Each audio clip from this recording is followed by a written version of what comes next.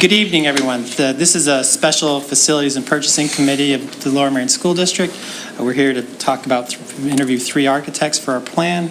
I'm going to kick it off, and Bob, I think you have some opening comments. I do. Thank you very much, Mr. Driscoll. So, as the community, I'm sure, is aware, we're moving ahead with the assumption that we're going to be able to find enough field space to make use of the 1860 Montgomery Avenue facility.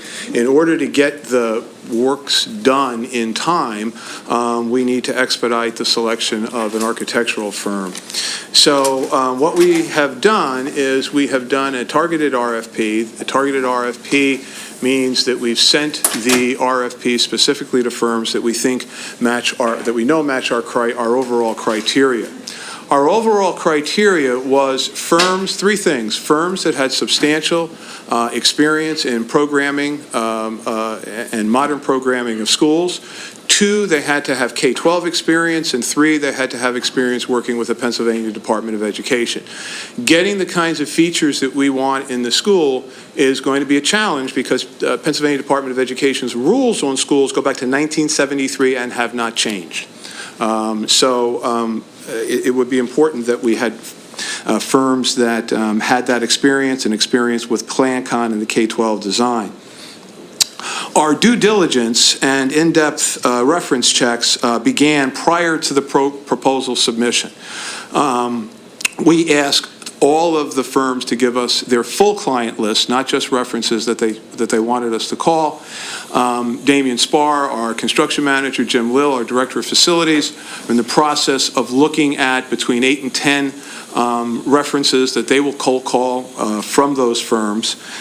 We also are in the process of visiting schools that the firms are suggesting are proper examples of the quality of their design and their work. And so we've already begun going through that process. This evening, each firm will have 30 minutes to present, leaving 10 minutes for board questions at the end of each presentation. Public comment will be taken at the end of the meeting, directed to the board and administration. Let me just give an overview of the firms. The order of presentations are as follows. Fielding Nair Spiesel.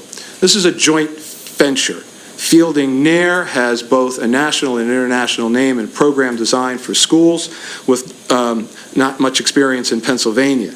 They're teamed with Spiesel. Spiesel is a firm that I know from Neshaminy, where they designed Tawanka Elementary School during my tenure there, and were architects of record for Piscataway, where I was superintendent. They're currently teamed on the design of a 5-6 school in Princeton, New Jersey. Our team will visit Fisher Steam Middle School in Greenville, South Carolina in a couple of weeks, which is indicative of Fielding Nair's experience. Gilbert Architects, as the board and community is aware, Gilbert currently holds the master contract in Lower Merion and has been working with the district for several years. We will be visiting Cedarbrook Middle School in Cheltenham, which opened for students last week and within the next week or so. Stantec is a large nationally positioned firm, was recommended to us by Damian Spar, our construction manager from Reynolds. Last week we visited Frederick County Middle School in Virginia, or 2 weeks ago I guess. The school is 3 years old and has gained a significant recognition. The tour was taken at the school, which had only been in session for the first week, and we had the opportunity to have discussions with the administration, and I interviewed 7th grade teachers. And I'd just like to share with the public a little bit of that interview. So after about a 2.5-hour tour, the principal said teachers are meeting as they're planning for the year. They don't know that you're necessarily coming. Would you like to talk with them? And so I said, sure, I'll take the opportunity to talk with the teachers. And one of the things that we talked about, I said to them, you know, there are some architectural features that I'd like to see in a school, and some folks have disagreed with me in that in the community, and they have argued somewhat against the need for some of those features. Tell me, what would you say to them about your instruction and your programming and how it's been impacted by the building? They spoke eloquently. There were about 6 or 7 of them, and talked about the different things that they felt really made a difference in their school. And you could see the superintendent, who was hiding sort of in the corner, somewhat taken aback, I'd say, by by what those folks had said. So I remain convinced that this is an important aspect of what we want to do in our school, and it's an important aspect of what we want to do as we build for the future. And I got that all in less than 10 minutes. So I finally got it. So for this evening, Ms. LaPera is again our board secretary. She's got signs to hold up. Members of the public are used to her holding. She will be showing the board signs tonight as the questioning goes on. And at the end, as I understand it, we're going to do the normal 3 minutes for public comment when we're done. So with that, I believe our first group is Fielding, Nair, and Spiesel. Gentlemen. Don't take the fact that the chair left as a problem.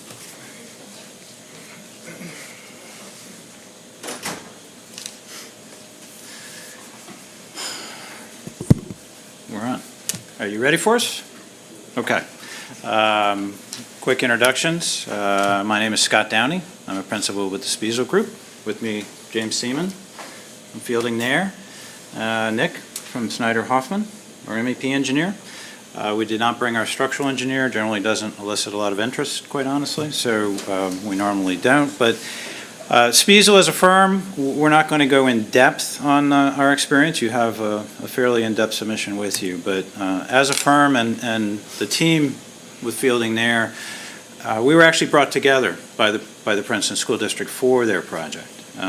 We have found that to be an incredibly effective relationship, and our firms have worked very well, which is why we have teamed up and are pursuing other projects. And we both bring something unique to the table. Spiesel is an active and has been an active local firm for well over 50 years in the region. In the immediate region, you see an example of our client base which surrounds you. We have an office in Media, Pennsylvania, which is the office that your project would be produced out of. We also have an office in Hamilton, New Jersey, which is less than an hour away from you.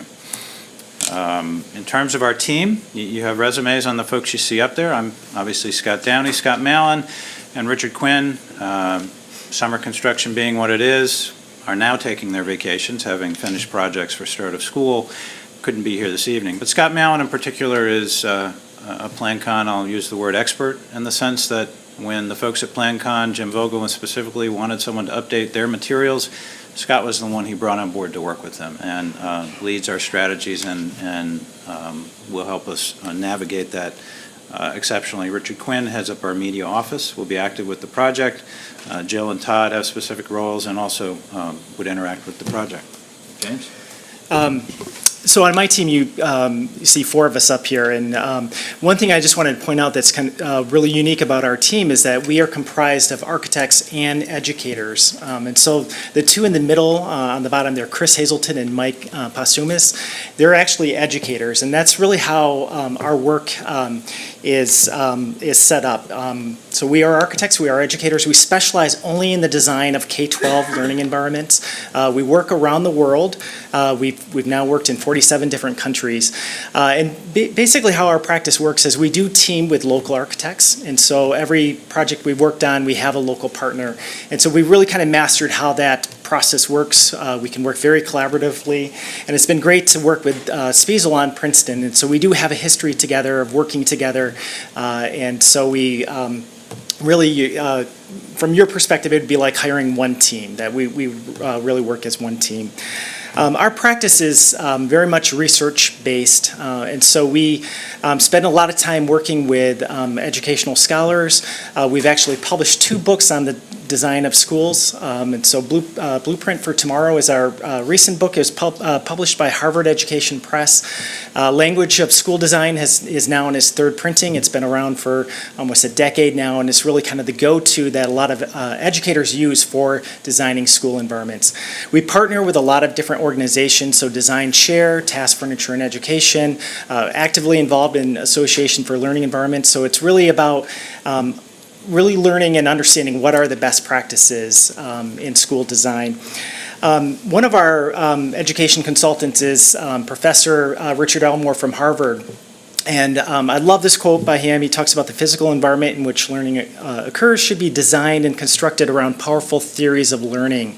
And that's really key, and that really is what we're all about, that we really start with learning. Learning drives design. And so part of or how we would engage you is really starting with understanding what your vision for learning is. And so with stakeholder engagement during the programming phase, we start out with what we call discovery, and it's really a deep dive into understanding who you are, who this community is, what are your goals, and what is your educational vision. And so we do that by engaging multiple stakeholders. We find that the best results happen when actually learning happens through that process. So we all kind of learn together. We learn our way through that. We like to bring in a lot of different stakeholders so that way we can build ownership of the process as we go through this. And then when we present or when we do workshops, we find that the best way to do that is through provocation and active learning. So it's not just asking what are your needs, what are your goals. It's actually kind of stimulating the participants with ideas from around the world, ideas to really kind of provoke thinking and imagining what could be, what the future could be like.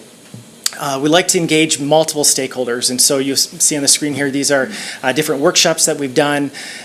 We find that there's strength through diversity, so we would be working with a design team on your side, working with school leaders, teachers, students, the broader community, and then also some strategic partners too that could offer input through the process as well. One thing that we start out with at the very beginning is really clearly defining what are your guiding principles. And this is really your vision for learning and articulating that. And actually your strategic, your bold statements are actually a really good example of guiding principles. And so it's very clear you've done a lot of work in this already, and we want to build off of those strategies, and I'll talk a little bit about those here in a moment here, but those would be a good example of guiding principles that would get us started. But really what we'd want to do is we'd want to work with you to unpack those, to really understand what those mean, work with the broad stakeholders to really build a common meaning of what those things mean, so that way we can then think about how do we design spaces that support those strategies. So just as an example of the process here, actually I'll back up a slide. This is a workshop that we did with school leaders in Boulder Valley School District. We worked with them on developing their guiding principles, and this is actually the outcome of that process. And this was the start of our work of designing. We actually designed 5 schools for the district. They opened last year, but this was the first part of it, is really clearly articulating what that vision for learning. And some of these are actually very similar to your bold statements, which is really interesting that there's this kind of similarity between them. But learning is founded in inquiry. Learning fosters a culture of curiosity and risk-taking. Mastery of learning is demonstrated in multiple ways. Learning is a social process. Learning is personalized and learner-led. And then learning is powerful when it's authentic. And these things are really critical to articulate, to unpack, to really to start with. And so this is the start of our process, is to articulate these, work with you to define these. But since you already have a great start at this with your bold strategy, so redefining success, really gets at the idea of mastery learning, that learning isn't just demonstrated by taking tests. It can be demonstrated in many different ways. Your statement number 2, transformative curriculum, which is really about interdisciplinary learning. It's about inquiry-based learning, global awareness and connections. These are things that are really powerful statements that we could really build off of as we start to design or think about the design of learning environments that support this type of learning to take place. Your commitment to professional learning is actually very unique, and actually really interesting that you've included this in here. So the idea that professional learning is very important. And so I'll share with you some ideas for how we think about that, how we support teachers, not just creating spaces where they can meet together, but spaces that they can actually teach alongside one another is very important.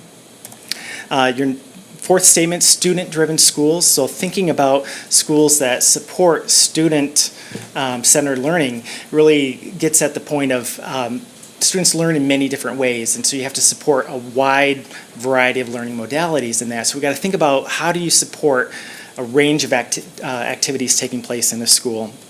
And then your last bold statement, number 5, the spirit of community. So thinking about how learning can expand out into the community. And so you can take advantage of the community resources that are available. You could bring the community inside the school. Thinking about how that works in the design of school are really important aspects that will really drive this. So you really have a good start at this as far as these bold statements. These are really well-crafted, articulated statements. Not every district that we work with has these really crafted as well as you do. So I think in some ways you'd be really getting off to a great start here.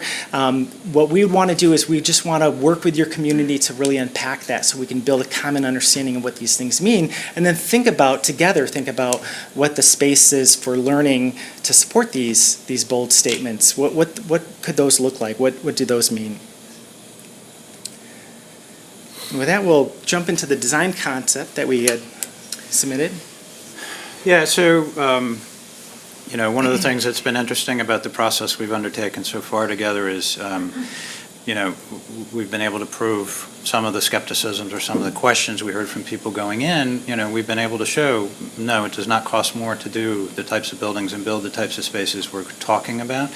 In fact, in many ways, the designs we've developed together so far are more efficient than traditional classroom double-loaded corridor designs because less space is allocated towards circulation, which is space that isn't necessarily developed to lend itself to the educational mission of the school on an hourly or a daily basis. So whenever a client asks an architect to show them a design with a proposal, it's always a bit of a loaded proposition. We're architects, this is what we do, we can do this all day long. However, it's our design, it's not your design. And it doesn't benefit yet from the process that James has outlined. So to a degree, we then, when we start that process with you, it will be to effectively question what we have shown you here in terms of the concept. The programming and the interactive process and the discovery process we will use to push back on what we're going to talk about here, which we may ultimately throw away. We may find it works, we may find it doesn't work. But that exploration is not prejudiced by the fact that we have taken this step with you here. So we did visit, we did look at the site, we did see it as a workable site. We ran through a variety of concepts internally that we looked at, ultimately to settle on the one that we showed you. We did look at the existing buildings, specifically the mansion, which we looked at some concepts that might integrate that, but we also noticed that as a building, there are some challenges to that building on the site that would have to be considered. The solar orientation of the site is strong with the orientation to the south. We can create opportunities there to bring in and maximize natural light. So the concept you see here, number one, maintains the existing entry off Montgomery Avenue, which we seem to make sense to us. It orients you to the site. It's obviously already established. The kind of U-shaped plan you see here consists of three components, if you will. To the lower side are the learning communities, which we'll show you a little bit more about. To the, my right-hand side, I guess your right-hand side too, as you're looking at it, of the U facing the entry of the site, provides an opportunity for a public face, to a degree a social component to the school, and an interface component with the community. And then the upper part of the layout includes core spaces, arts, gymnastics, connections to the field, and spaces that would be shared across the learning day. And then the open courtyard, which would be connected at the second level in this concept, provides a natural learning environment that can also expand and connect into the broader part of the site. The wooded areas, the sloped areas can be used to build, create unique educational opportunities outdoors as well as indoors, as can be the courtyard itself. So we looked at a concept potentially of parking. We also looked at the possibility that parking might be located underneath or covered by a field. Again, knowing you're looking at additional property for fields, not knowing exactly how many or what consistency type you're looking for. That seemed like a possibility, although more expensive than parking. If it allows you to save money on what you were looking to do somewhere else, it might be an option to consider. So that's why we showed you that as a possibility. We did also do an option that looked at, what else could we fit on the site in terms of fields, and we did find that we could probably fit a couple on this site, but you may not build out everything you need for the middle school on this particular site with the size of the building that's anticipated. In terms of the concept or the layout, here the The entry to the site would be opposite the part at the top of this plan. You have the open courtyard into which a variety of outdoor learning environments could be integrated so that they can be used on a daily basis. And this entire design, including the courtyard, could be integrated with circulation around the site and access to fields and other areas. If you want to. Yep, so as far as the floor plan, how we were thinking about this, with this U-shaped building here, at the very top of it here, you see the red arrow there in the middle plan there. So that would be the main level. So you'd be coming into the building on the north side, which would be at the main level. It would have a lower level because of the grade change there, and then also an upper level to it as well. And so you'd be coming into what we'd call a heart space, which is a very welcoming, warm entrance that would be really a community space that you could have people from the community come into for certain events or certain things. Next to that would be the admin area, so right at the front door. When we design schools, we really think about security as well, and security is a very important aspect of this. And so this could be designed with a very secure entrance to it, but you still want to make sure that it's also feels like a school when you're inside, not like a fortress. And so we could do that in a lot of different ways that we could do that to make the security aspects feel a little bit more transparent in that, but you'd still have that level of security. Next to the admin area is this what we'd call a learning cafe. So not just a cafeteria, but a cafe that really could be used as a learning space all throughout the day. To the left of the heart there is where we would see sort of the creative arts. So that's where you'd have music and arts and maybe even a maker space in that area there. And then at the very end of that north wing there would be the gymnasium there too. And that could have some really strong connections to the outdoors as well. So to that outdoor learning area, there could be some outdoor play spaces. Or outdoor things like a bouldering wall or some outdoor kind of challenging things for the PE.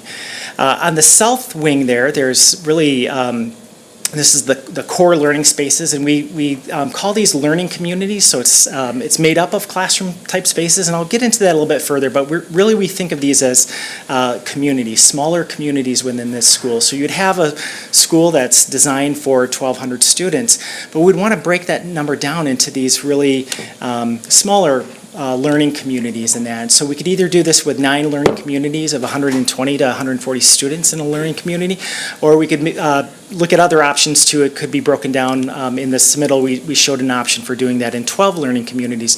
We find though that these learning communities that they typically range between 90 to 150 students is really the ideal amount for a learning community to really work well together. So you'd have essentially 3 floors, a lower level, the main level, and then an upper level of these learning communities. And then also some areas for a science hub, and then a media commons that could be on that upper level as well. And so all of these spaces, because it's U-shaped, we saw this opportunity of really connecting to this center kind of protected outdoor learning space where you could have a lot of direct connections to the outdoors for outdoor learning, and really kind of expanding that that learning environment. So it's not just indoors, but it can be outdoors as well. So just looking at the idea of a learning community a little bit more, and I'm going to spend a little bit of time on this, kind of going through the sort of the logic behind a learning community, and also the research that really kind of backs this up as well. But the whole point of it is it's really about a variety of learning spaces here. So you see in here there are classroom type spaces, but there's also things such as a small group room, a digital lab, a teacher work room, STEM lab that could be for project-based learning, a central commons area. So instead of a corridor connecting these classrooms together, it's really a common area that can be a very vibrant learning space. And so it really is about providing a variety of spaces that gives the flexibility for a range of learning activities to take place. And so we show some images of kind of what these spaces could look like. These are actually images of projects that we have designed.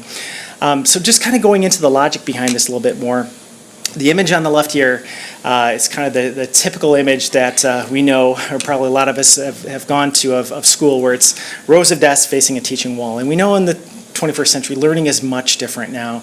And I mean, it's real clear with your bold statements that you are focused on that right side there, what 21st century education is all about, which is really about designing for learning. And it doesn't mean that learning doesn't happen in that image on the left, but the image on the left is really more confined to just more learning by memorization, where you're just kind of sitting there. It's not conducive to project-based learning. It's not conducive to students working collaboratively together. It's not conducive for them working on long-term projects and things. But the picture on the right is more designed for 21st century learning. It's more geared for a range of learning activities to take place.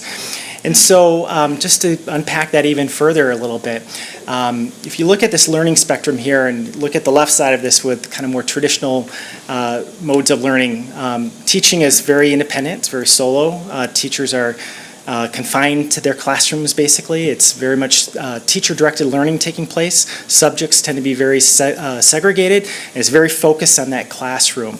But as you move to the right there, more towards that 21st century learning or contemporary practices, we see more teacher collaboration taking place.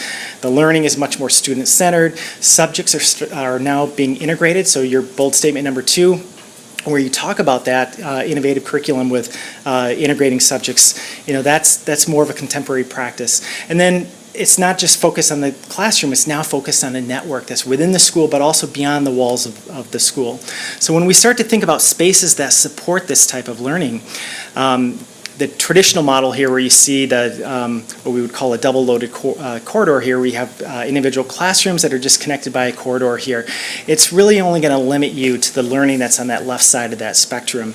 But if you think about now a range of learning spaces, you start to get some flexibility here. And so it expands that range. You still can have teacher-directed learning taking place in this environment. There's still classrooms here. It's not completely wide open. This is not the open plan schools of the 1970s, but it's really more about a variety of spaces that really gives a lot of flexibility to a range of learning activities to take place. So now you can really open up that spectrum.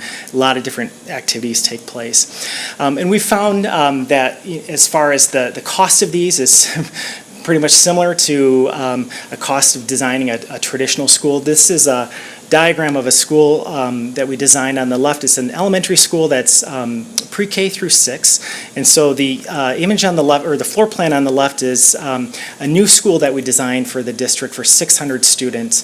The image on the right, or the plan on the right there, is one of their existing schools that has the same capacity, 600 students, the same grade configuration. And you can see here that the new school is actually slightly less in square footage, so it's 78,000 square feet, where their existing was 79,000 square feet. But if you look at circulation, which is just for moving students around, moving bodies around, in the new plan that has these common areas that are learning spaces, there's only 1.2% of circulation that's really unusable space. So the building, the school, the layout is much more conducive. It allows for a lot of variety of learning activities to take place, where you have 14% circulation on their existing school. So they're much more efficient designing this way than a traditional school. So I'm just going to go through kind of a variety of images here of some schools that we've designed, so you can kind of get a taste for what these environments look like. And you'll notice in here that every school that we've designed is actually completely different. And the reason why is that every school is custom designed for the community and the district that we're working with. And as I mentioned with our process, that the process is really important. So even though we shared this concept and design with you, as Scott was saying, we would work with you to take you through this process. That's really important for us. And it may the final design may be completely different from what we proposed in this document. But we just wanted to share some initial thoughts with you. The school here is Fisher Steam Middle School, which is the school that you will be touring in a couple weeks here. And this actually won the 2015 Association for Learning Environments McConnell Award, which is a very prestigious international school award for innovative design. The plan of the school is designed around this learning community, so you can see these classroom spaces that are organized around a common area. One key aspect of that is a teacher collaboration space that's actually dedicated for the teachers. So the teachers actually share these spaces. They don't own a classroom that's their room, but this team of 4 to 5 teachers share this range of spaces, and so they can make it their own, but it really allows these teachers to now work as a team. They can practice alongside their peers, and so there's so much that they can learn from actually working alongside one another versus just meeting together once a week in their professional learning community teams. And so it really allows them to actually practice with one another. Some things that we think about in spaces as we design things, these environments, are flexibility. Flexibility is very key, especially when you're designing for a range of learning activities to take place here. So you see in these images, these are spaces that we've designed. This is Academy of Holy Names in Florida. And so the image on the left here, you see this was a renovation. These were 2 traditional classrooms that were opened up. So in the middle, there's a small group room there. Acoustics are really well done in a way so that way you can have activities happening in both spaces and they don't kind of interfere. There's a lot of absorption in the space, so it really works well. Another image of flexible space here. So you see a classroom that this is actually a overhead garage door that can open up, so that way you can spill out into this common area. But you can see actually here an activity happening in the classroom, and then an activity happening out in the common area. Just to add to that, if you think about that example, that space that's happening in the commons, that activity that's happening in the commons, would probably be happening. I'm sorry, can you just step into the mic so people, I'm sorry. So the activity happening in the commons would probably typically be crammed into the corner of a classroom. If you think about a typical classroom, it's really 3, 4, 5 things going on at the same time, but not the right acoustics, not the right layout, not the space that's suitable to those different functions. So to a degree, this kind of breaks down the classroom and provides a series of more usable spaces that provide a variety of uses, a variety of spaces.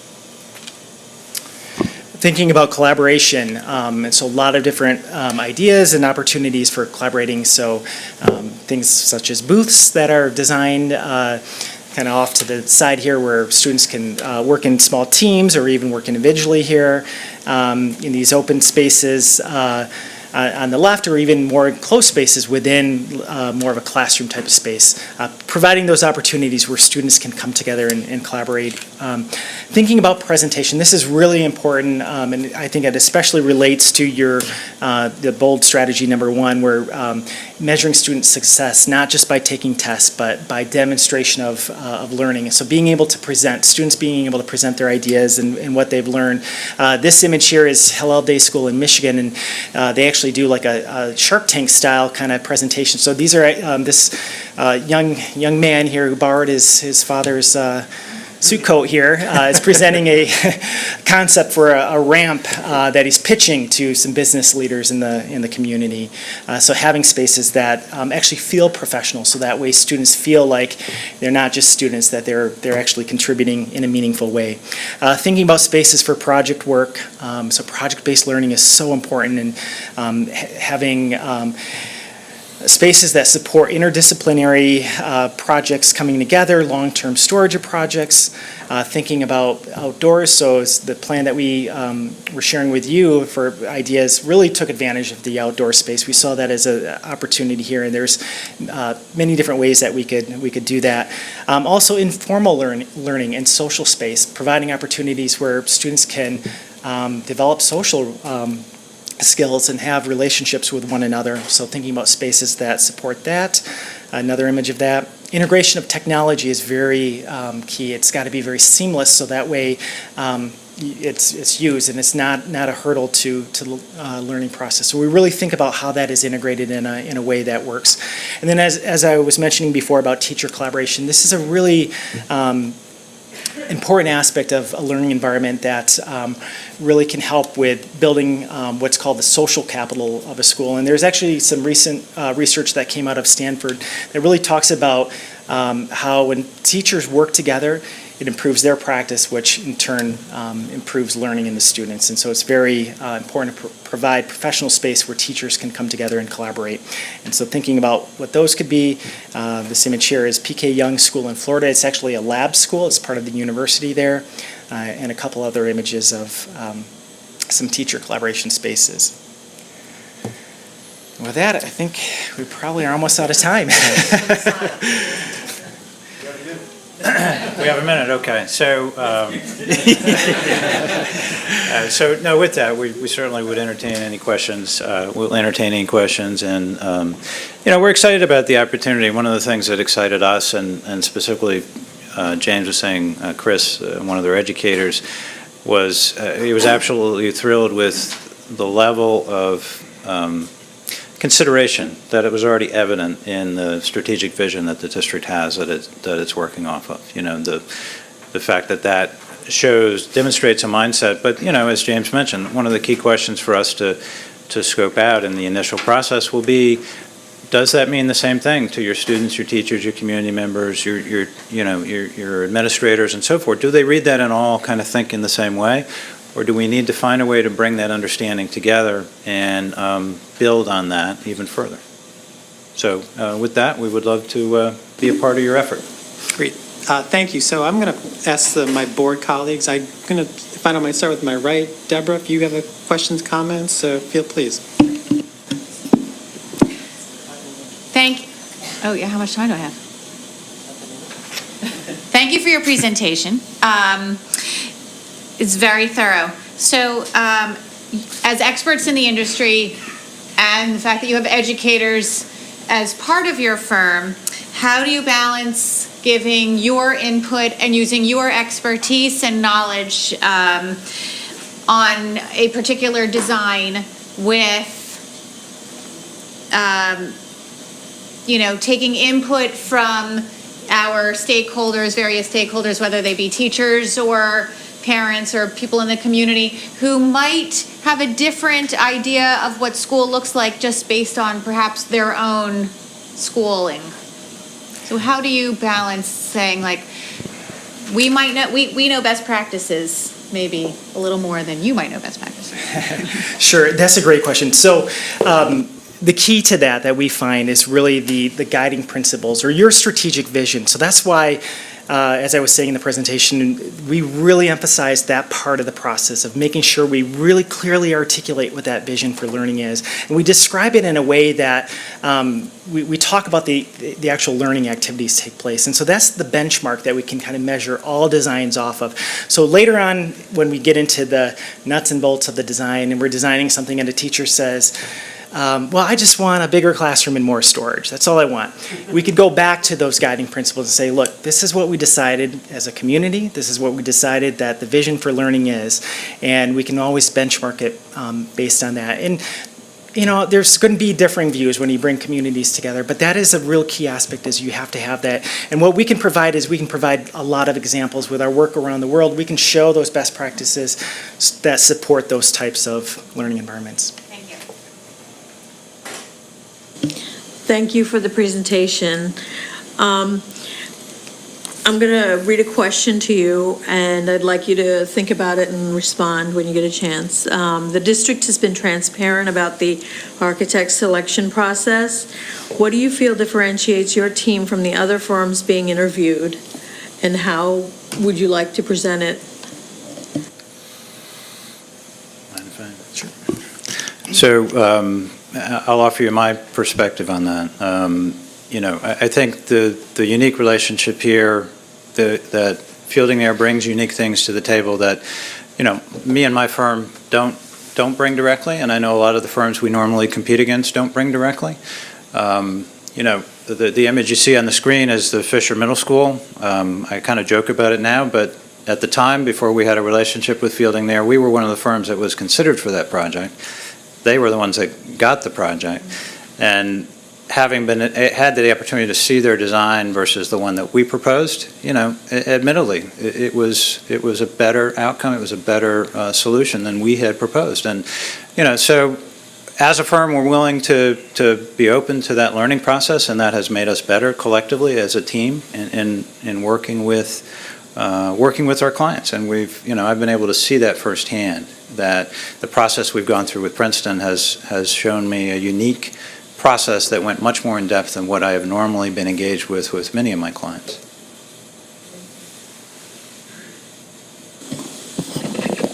Again, thank you for your presentation. We live in a world that is uncertain, to say the least, and I love the fact that you have all the open spaces in your classroom settings.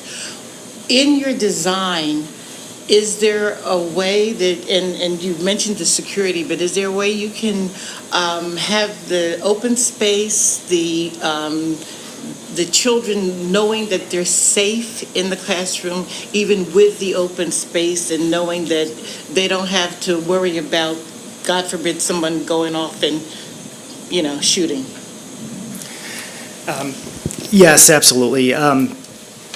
The one thing I just want to clarify too is that in these designs, it's not completely wide open. There are a lot of enclosed spaces as well. So you see in this image here, there's these sort of the glass garage doors. Those are closed classroom areas that are in there. So there are enclosed spaces too. It's not all completely wide open.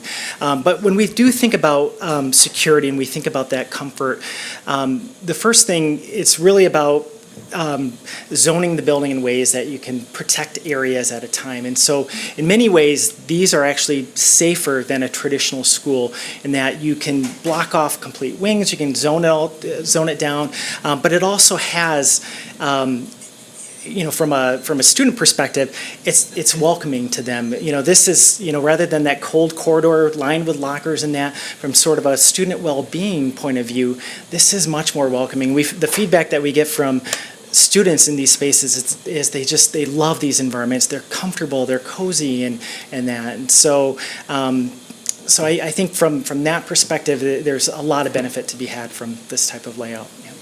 Yeah, and there have been some recent studies that have connected benefits of the open visual pathways as opposed to being in a corridor where you can't see what's going on. You know something happening. The studies have begun to show that being able to see more, to have a little more openness, can actually enhance safety because it enhances your ability to respond to situations. Thank you as well. I wanted to let you know I was delighted to see the full integration of the strategic plan and our bold statement of strategic intent. I want to get a sense, though, what challenges might that present, given that the district has already had those conversations with stakeholders and we're in full implementation phase and actually having some sense of what that looks like in our other buildings. What challenges might you foresee given the strategic plan, in addition to some of the things that it presents as a great thing? A challenge I was thinking about earlier today was around the sort of repeating the process that you went through, because it was very clear that this was a long process that already engaged a lot of stakeholders. So I could see going into this, people who were part of that earlier process wondering, why are we doing this again, and that. And so, but I think with that, that was completed in 2014. And so you're starting the implementation phase of it. And so I think we can learn a lot from that, what's kind of working in that. But I do think there's value to, in some ways, revisiting what does it mean, essentially, with multiple stakeholders to make sure that everybody's on the same page with it. And I think it would also be kind of a good check to kind of see, do people see it in the same light again? And I think that would help to drive our process. But I could see that being a challenge, though, as we move forward. So I do want to get questions in, but I'm trying to move on to the next group. So by all means, David, I don't know if you have a question or please, and let's try to, I'm going to ask you to keep your responses as brief as possible just to keep things moving. Thank you, guys. Just two very quick questions. The first one is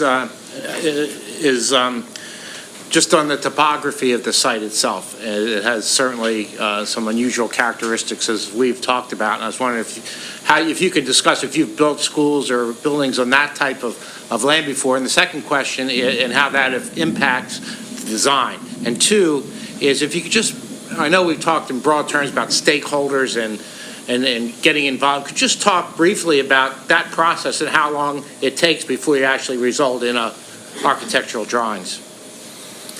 So to the first part of your question about the site, in our proposal, we included some additional images that we didn't necessarily show here tonight, but we did look at how we can actually use the grades on the site to our advantage. So the high point of that site is in the middle where the existing mansion is. It slopes away in all directions.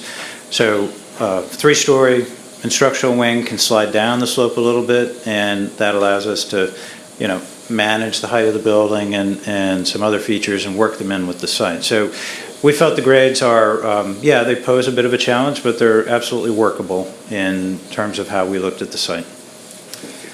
As far as your second question, as far as the timeline and of engagement and that, it can vary, but we do find that as far as making sure that we engage the broader community, it's going to take about 3 to 6 months to really get good input from everybody, from multiple stakeholders. But it is an iterative process that you're going through, so you're designing things, testing things out with community and that, so it would be iterative. Yep. Thank you. 1 minute or so. Okay, really quickly, thanks again for the presentation, some really creative ideas. I'm very intrigued by the outdoor learning environments. Philadelphia, some schools in Philadelphia have developed STEM play yards. And I just wanted to know, did you propose that to these school districts? Were they already thinking about it? And how do you integrate the design with the curriculum? That's probably a bigger question than 30 seconds allows, but if you could just point to a few examples there. Thank you. Yeah, that's a really good question, and we are finding so many schools are taking advantage of the outdoors, and there's a lot of things with it, like community gardens, sort of natural kind of play areas, things like that. A recent project that just opened this year is Aldrich Elementary in Cedar Falls, Iowa, has a really amazing outdoor space, and they use it as part of their curriculum as well. Great. I apologize. I do want to get the next couple of groups in here. So with that, thank you, gentlemen, very much for your time. Thank you.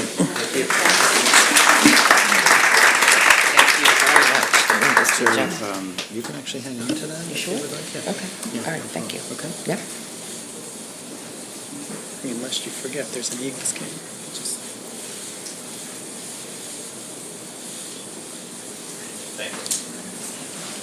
Thank you, gentlemen. Just in case I forgot to mention it, so our target date is September 24th to come back with a recommendation to the board. We hope to be able to do it by then. If for some reason we can't, we're not going to rush to it, but that's our target. Finish our due diligence, finish our visitations, and then come to the board on the 24th. So if board members or the public has specific questions, you have an opportunity, community comments, or board, give them to me. And Great, thank you.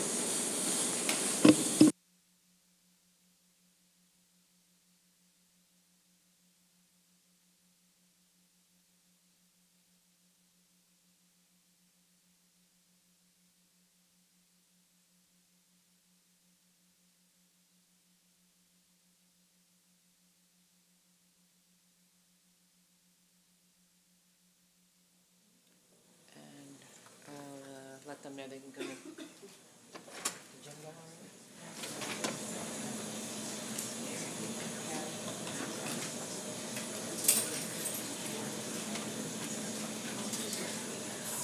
They're coming.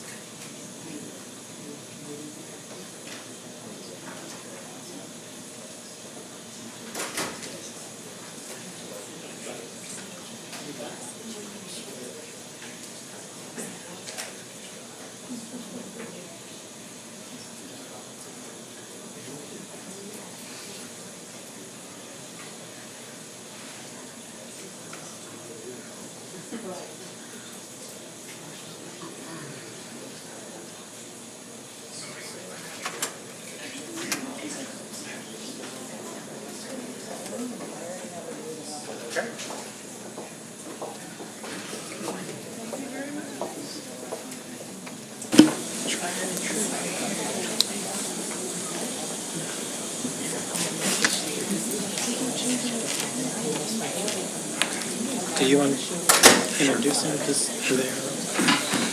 so we have a magic mouse. Unless they introduce themselves, I'm good with that too. Just watch it.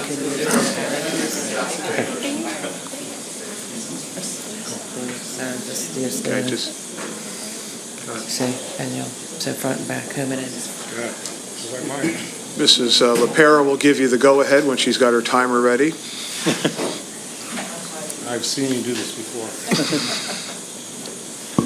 I think we're set. Thank you. Okay. Good evening, everybody. I'm Tom Gilbert, President of Gilbert Architects. Most of you have seen me before. With me tonight, we have Rod Fry, Studio Director, 33 years experience. He's been working on all your projects here for the last 7 years with us, with me. And we have, we have Kelly Groom. Gray Fox. I knew I was going to screw that up. Our interior designer. She also works on programming, and she's been with us for 19 years. And then we have Nick. You've already met Nick. And then we have Jeremy Mazars, who's site civil with Chester Valley Engineers, and he's been doing all the site civil work on all the projects for us and on all of your projects. So those are our key folks. Just a little bit about us. I presume you can see all that on your computers? Okay.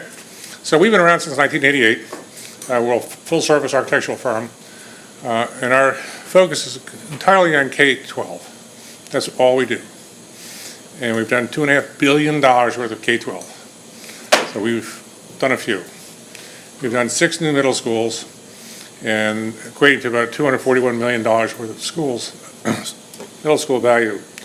And we've had the pleasure of working with Abington, and that's important because for the last 2 years we've been working on their enrollment problems, and their solution was to take the 9th grade out of their junior high, put it into their high school, and so we've created a $92.2 million project that the board awarded this past Tuesday. So we're very happy with that.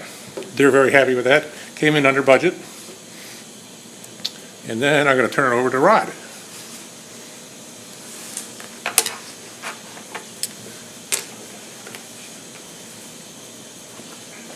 Good evening. I'll just warn you, I'm technologically challenged, so hopefully I progress in the right direction. I want to talk about how we understand your strategic plan and how that will start to formulate what your building could look like and how it could function.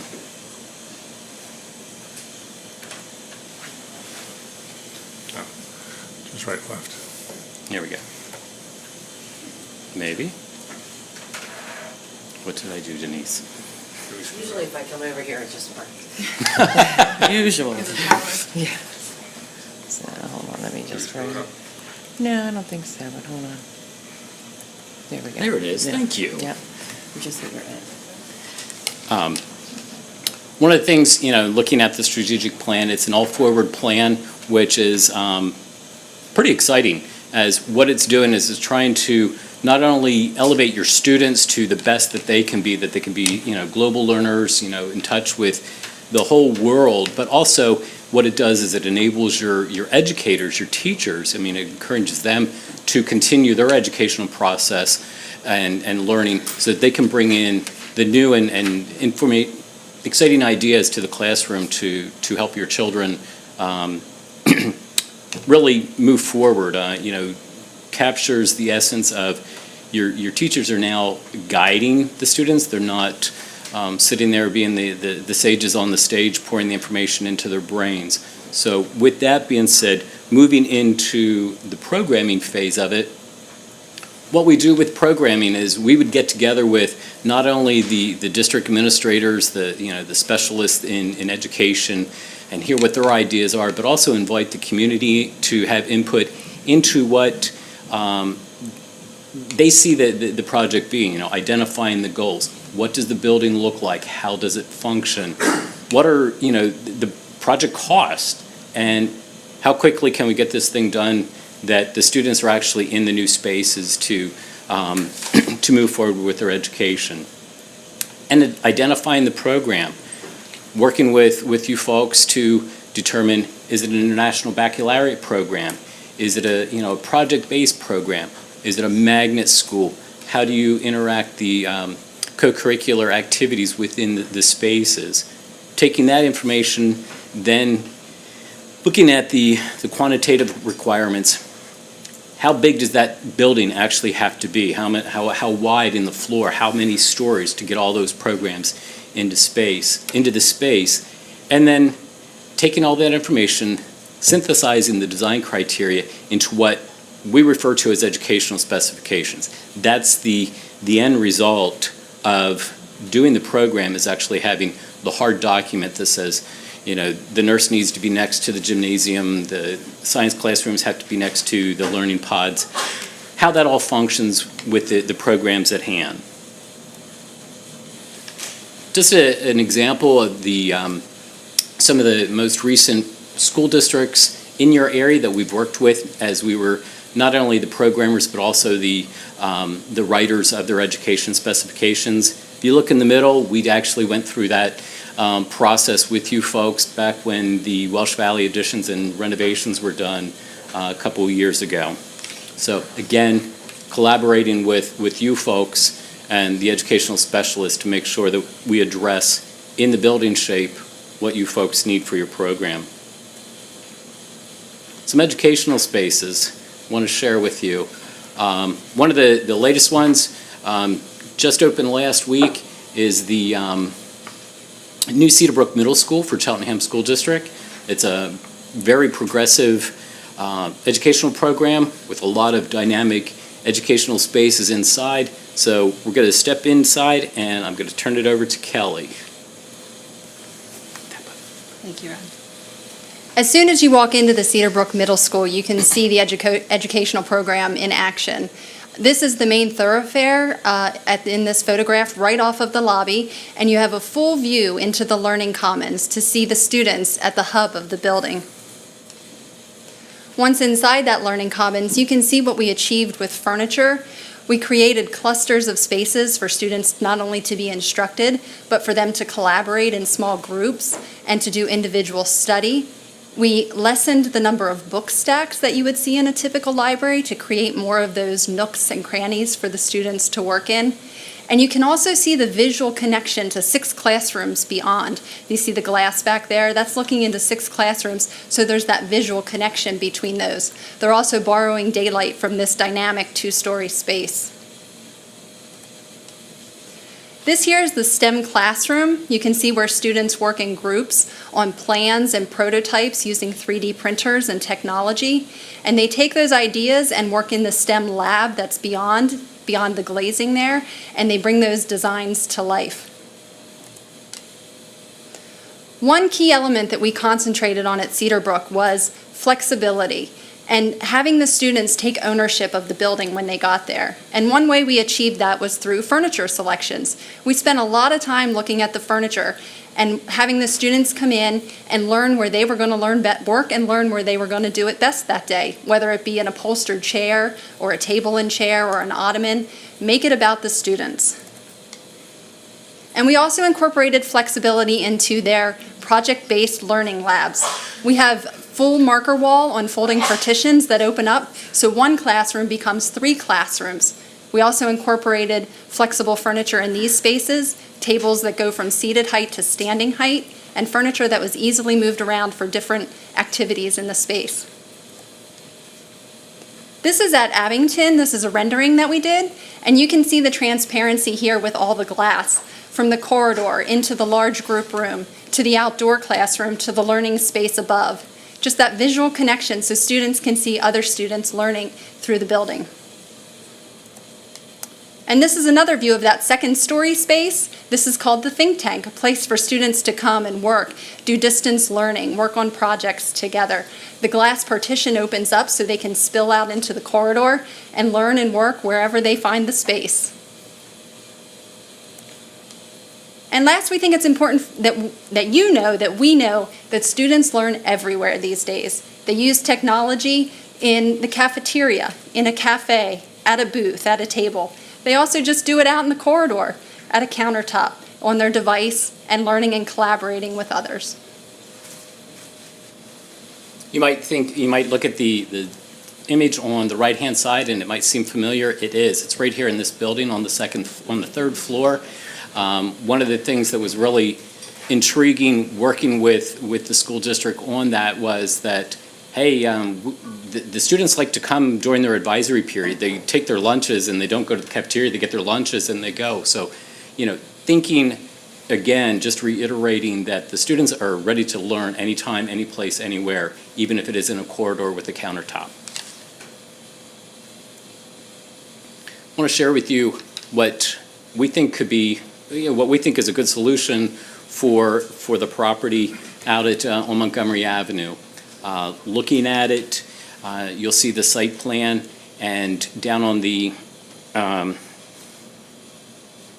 you can't see the mouse. Down on the lower right-hand side is Montgomery Avenue. What we're considering doing is maintaining the existing location of the entrance into 1860 Montgomery Avenue and proceeding up the drive like you would currently, moving up through at the Y. Buses would turn to the left and go down around and come around to the back of the building where they're inviting destinations for the students to load and unload from the buses.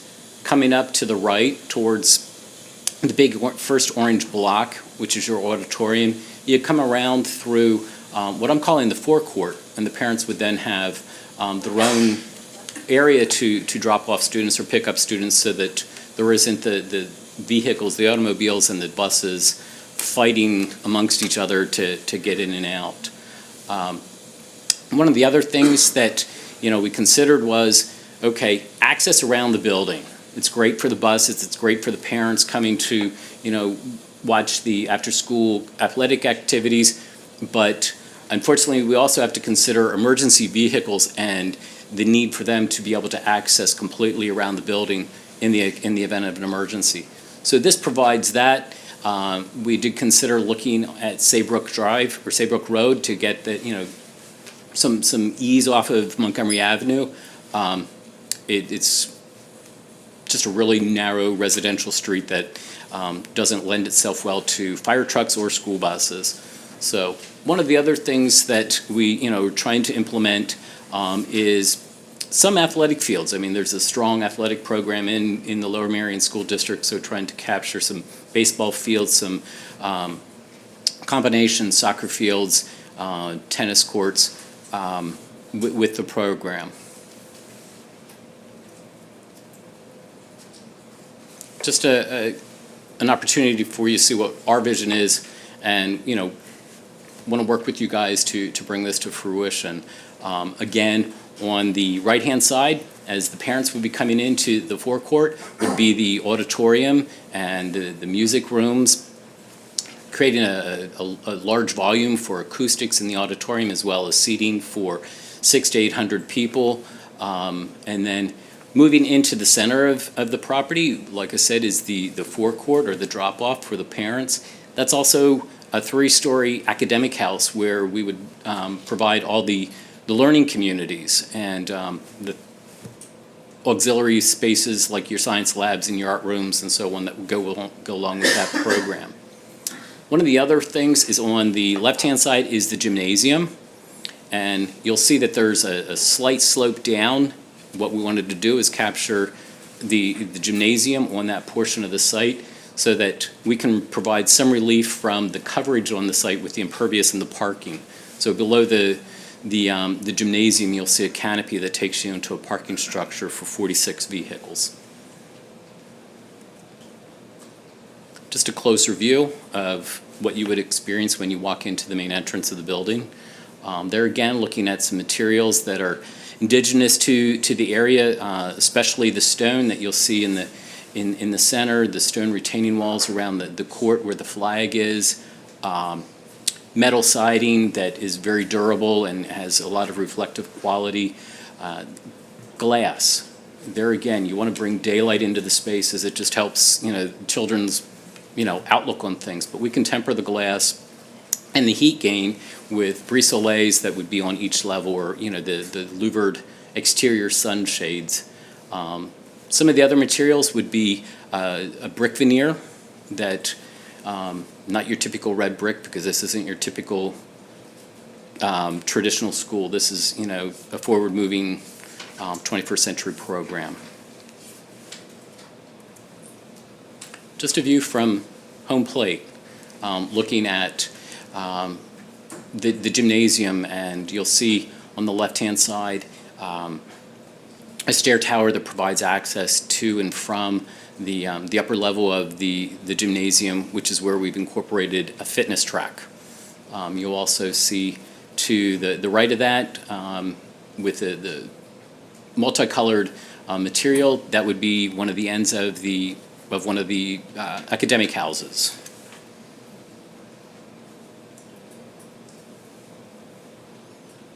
Let's walk through the floor plan. There again, starting in the center, you have your main entrance canopy. You walk in. To the right would be the nurse's station, or the nurse's office, and to the left would be the administrative offices. We like to keep the nurse close to the front entrance so that parents, if they need to pick up a child because they're ill or something, they don't have to move the whole way through the school to get to either the admin office or the nurse's suite. You would first go into a secure vestibule so that people can, be checked in and not just left to wander the building. Tried to set up the administrative office that the principals and the assistant principals always have a view out to the activity in the court. Moving back into the building, right off of that would be a 2-story high volume space for the dining commons, another opportunity for the students to not only get lunch, but share that space during larger group activities. Cafeterias are typically a once and done during the day type thing. We encourage, to think outside of the box and allow other opportunities for use of that space during the school day. Moving to the right-hand side at the top, you'll see a teal-colored area. That's what we're calling our learning communities. There's another one on the lower side of the cafeteria. What they are is essentially pods that contain all the flexible educational spaces for the students.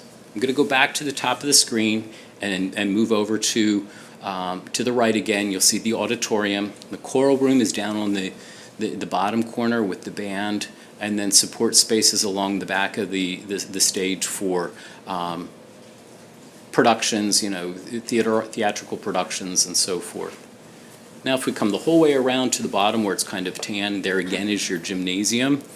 We have it set up that it's a full court, competition court when needed, but then it also provides 2 teaching stations during a regular school day.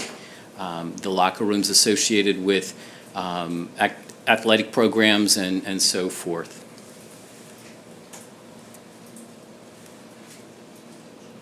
Second floor. Again, we go up the stairs to the second floor. You'll see again the next level of learning communities. To the right, we have, the upper area of the auditorium, but I wanted to show out in the purple that, that would be balcony seating for when you have concerts and so on, that you can accommodate a nice group of parents and grandparents and visitors. Moving back down through past the learning communities, you get to the upper part of the gymnasium, which is the fitness track. Off of that also are 2 health classrooms, so that there's actually a room designated for health instruction, and they aren't switching out and trying to find spaces within the regular academic houses.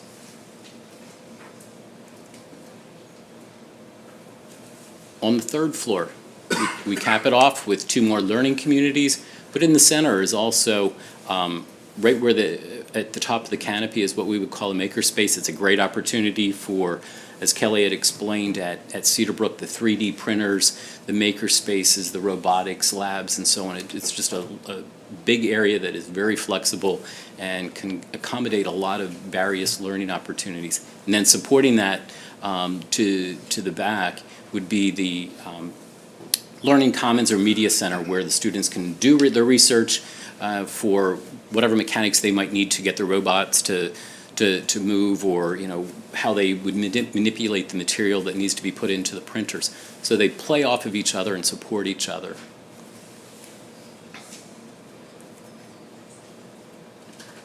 And then it's not real exciting, but it does help with some of the site concerns and the coverage of the site, just the lower level parking level, you could have a raffle to see who parks there and who doesn't. Wanted to share with you the learning community. You can see the layout of potentially 6 instructional spaces, but I'm going to let Kelly speak to that a little more and how those spaces actually function. Talk about 21st century learning. I think you're looking at it. There's a commons in the middle where those 6 classrooms can spill out for whatever type of learning is going on that day. You might not even be able to see the 6 classrooms because of the flexibility that has been incorporated. In some classrooms, we show partitions closed. In others, we show them open.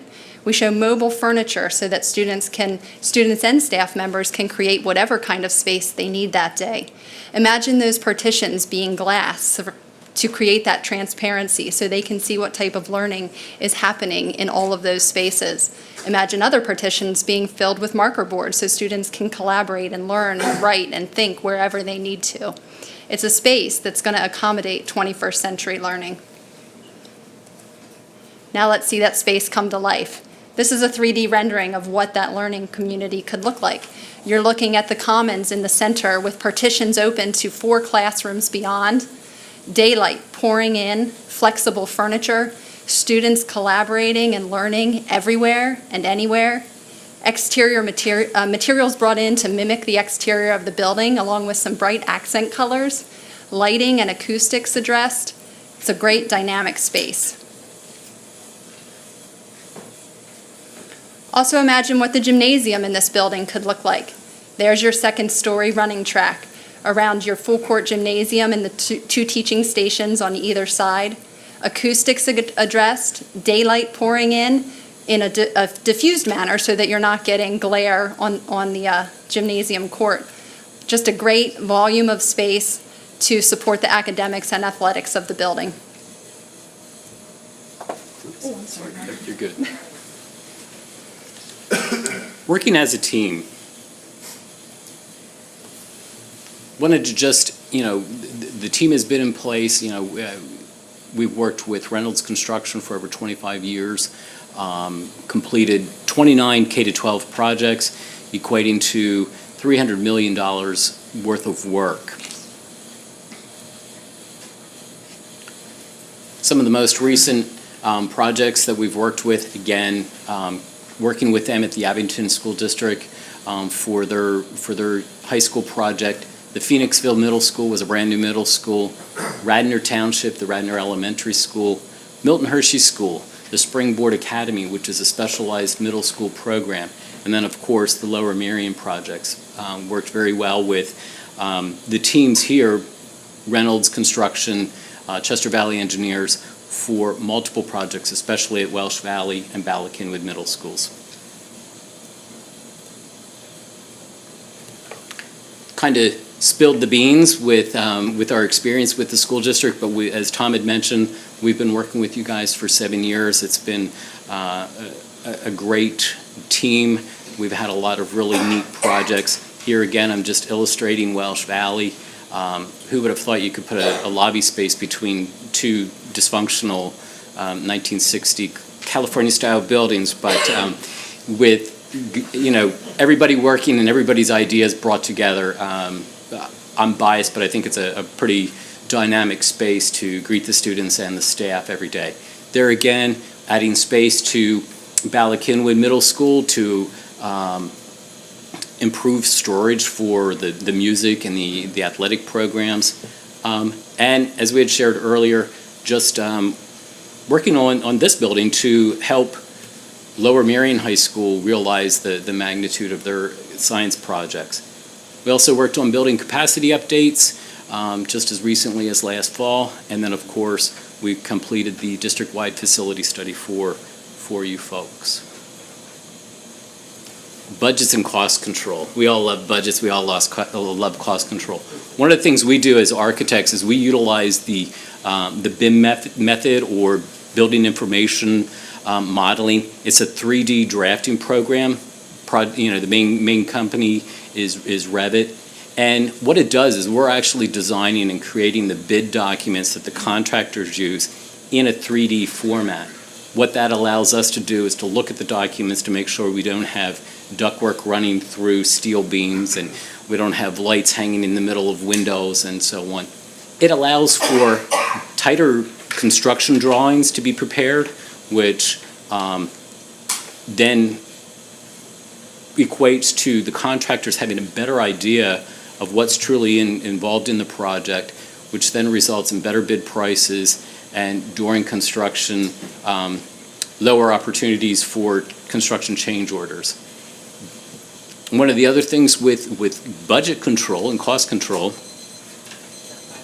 okay, is value engineering, working with Reynolds just to make sure we are in line with the cost as we're going through the various phases. Some of the projects that we've worked with that want to share with all come in on budget or under budget, and they've been completed on time. There again, just staying on track with the project schedule. Ability to maintain project schedules. One of the things that we like to do is establish the schedule early, set milestone dates, and one of the nice things, one of the things that we'll brag about is we are familiar with the Lower Merion Township way of doing things as well as the Montgomery County process. We like to work with the construction manager in holding the contractors accountable to the deadlines as we're moving through the project. So, with that, thank you for the opportunity, and if there's any questions, we'd love to answer them for you.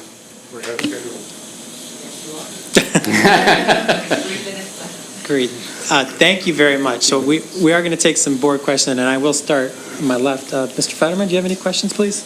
What do you think is the largest challenge you face in putting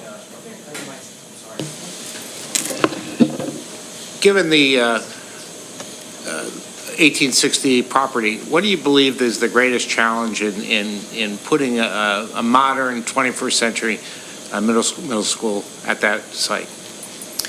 If I can, it's a two-item answer. One of them is actually the project schedule, and that's piggybacked with working with the township in getting some relief or some help from them on some of the setbacks and some of the parking requirements, so on and so forth, access to and from the site. That's what we're seeing as the big hurdles in getting a project there for you. Thank you. Well, you've obviously done a lot of work with our existing schools. Can you talk a little bit about, what parts of this you would leverage specifically, or that you haven't been able to do in the existing schools that you're excited to do in this new school? And also, your thoughts on engaging the community, which you're obviously very familiar with. If you could just expand a little bit on that. Thank you. Sure. As I had shared, the images of the third floor here at the DAO that the high school, Lower Merion High School uses, one of the things that is really exciting is to be able to have the opportunity to create that learning community with a lot of flexibility that invigorates not only the students but also the educators, that they're excited about being in that dynamic space. And to get to that dynamic space and that whole concept, really like to engage the community as well as the educators in what they see that space function, how they see that space functioning, and what the uses are in the end. Mm-hmm. Thank you very much for the presentation, and I hate to do this, Tom, but I always say that, I just want to be clear that I have no connection with the firm despite our common last name, so I just want to I know, I say that practically every meeting, but just to make sure that everybody knows that. So, you've obviously worked a lot in this region, and I'm just wondering if you could talk a little bit about, Act 34 really kind of limits, in some ways, what you can do when you're sort of trying to design sort of forward-looking schools. So I'm wondering if you could comment a little bit about, sort of how you deal with that and how you think you'll be able to help us navigate to make sure that we can actually do what we want to do. I'm going to turn it over to Tom, who's not related to you, that he can speak a little better to that. Well, we've completed over 115 PlanCon projects. So we're very versed in PlanCon, working with PDE.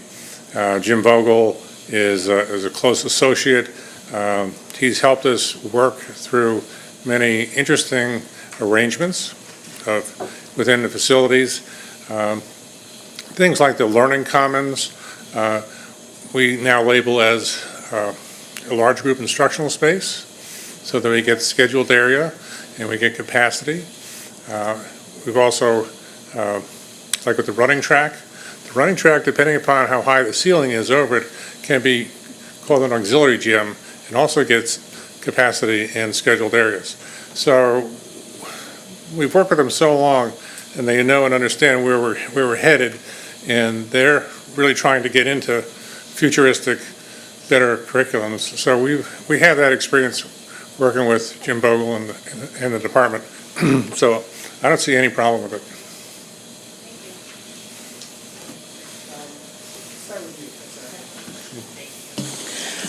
Again, thank you for the presentation. I just wanted to go back to some of the comments made around the strategic plan and get some more insight on how you might leverage some of the bold statements of strategic intent in terms of matching up the space itself with the vision for learning across the district. Okay. We really love this. You guys have already done half the homework. I mean, our vision is to be the facilitator and motivator to work with the people that created this document to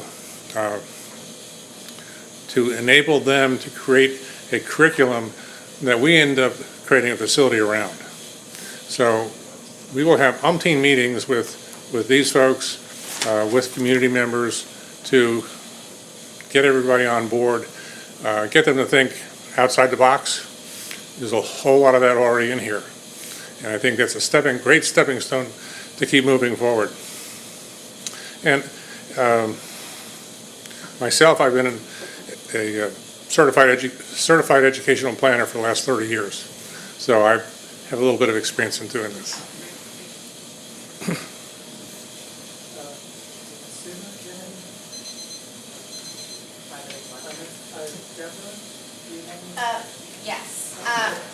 Yes, I do. Thank you. Being that, you may be experts in the industry and you have, the years of certified educational planning and I think it's 29 different schools that you have worked on. How do you balance your knowledge and expertise and what you might consider best practice and things in the industry that you have seen in schools and that would work well with people that might have different ideas? One of the things that when I think of myself as an architect, I'm a puzzle maker. So taking the information from multiple different people and just meshing it together, making the pieces fit. Taking our experience on space, for example, and how you can develop that space. And someone might say, oh, well, what happens if we get rid of the teacher's desk? How does that engage the students and the interaction amongst the teacher and the students within that space? Does it level the field that it takes away the different perspectives? Again, acknowledging that multiple surfaces, whether it's inside, outside, or wherever, are opportunities for the students to write on the wall. I mean, whoever thought you would grow up and you'd be able to take a marker and write on the wall? Were we not all just scolded if we did that with the crayons when we were children? But pushing those boundaries and working with out of the air ideas and concepts, because some of those are the best things to actually initiate into your program. We also like to take the educators on a tour, or on multiple tours, to go kick the tires elsewhere and learn what those administrators, those teachers, the things that they like, the things that they don't like, and because everyone's different. You know, I've seen where we've had different houses, and each one is set up differently. Because that group of teachers, facilitators, had a different vision in mind. And so that's what we've been doing for over 20 years, of how to give the educators flexibility to enable their curriculum in the spaces that we create. Think how much time do we have?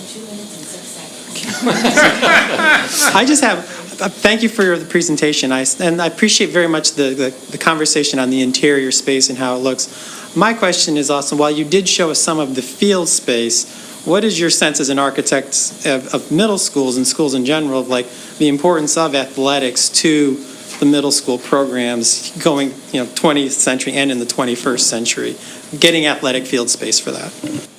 I think it's just as important as having a music room as an auditorium for the performing arts. I mean, not all students are musicians, vocalists, artists or painters. Some are wrestlers, runners, baseball or softball players. It's very important to have a well-rounded facility and opportunities for all children to be completely engaged, not only in the academics, but some of the, hate to say it, fun stuff afterwards. So they are important. It creates a lot of discipline. If you're on an athletic team or an individual sport, it creates a lot of discipline. I know when I went to college, I was on crew for 2.5 years. I took advantage of my height. We were total teammates. And we worked our butts off, and it made my academics greatly, greatly improve. And I think that's very important in middle school education as well. I think we are about out of time. So, ladies and gentlemen, thank you very much for your time tonight. Thank you. Very good. Thank you for having me. Thank you, Denise. Would you like your flash drive back, Yes, or do I get to please. keep it? Okay, hold on once. Sure, and thank you.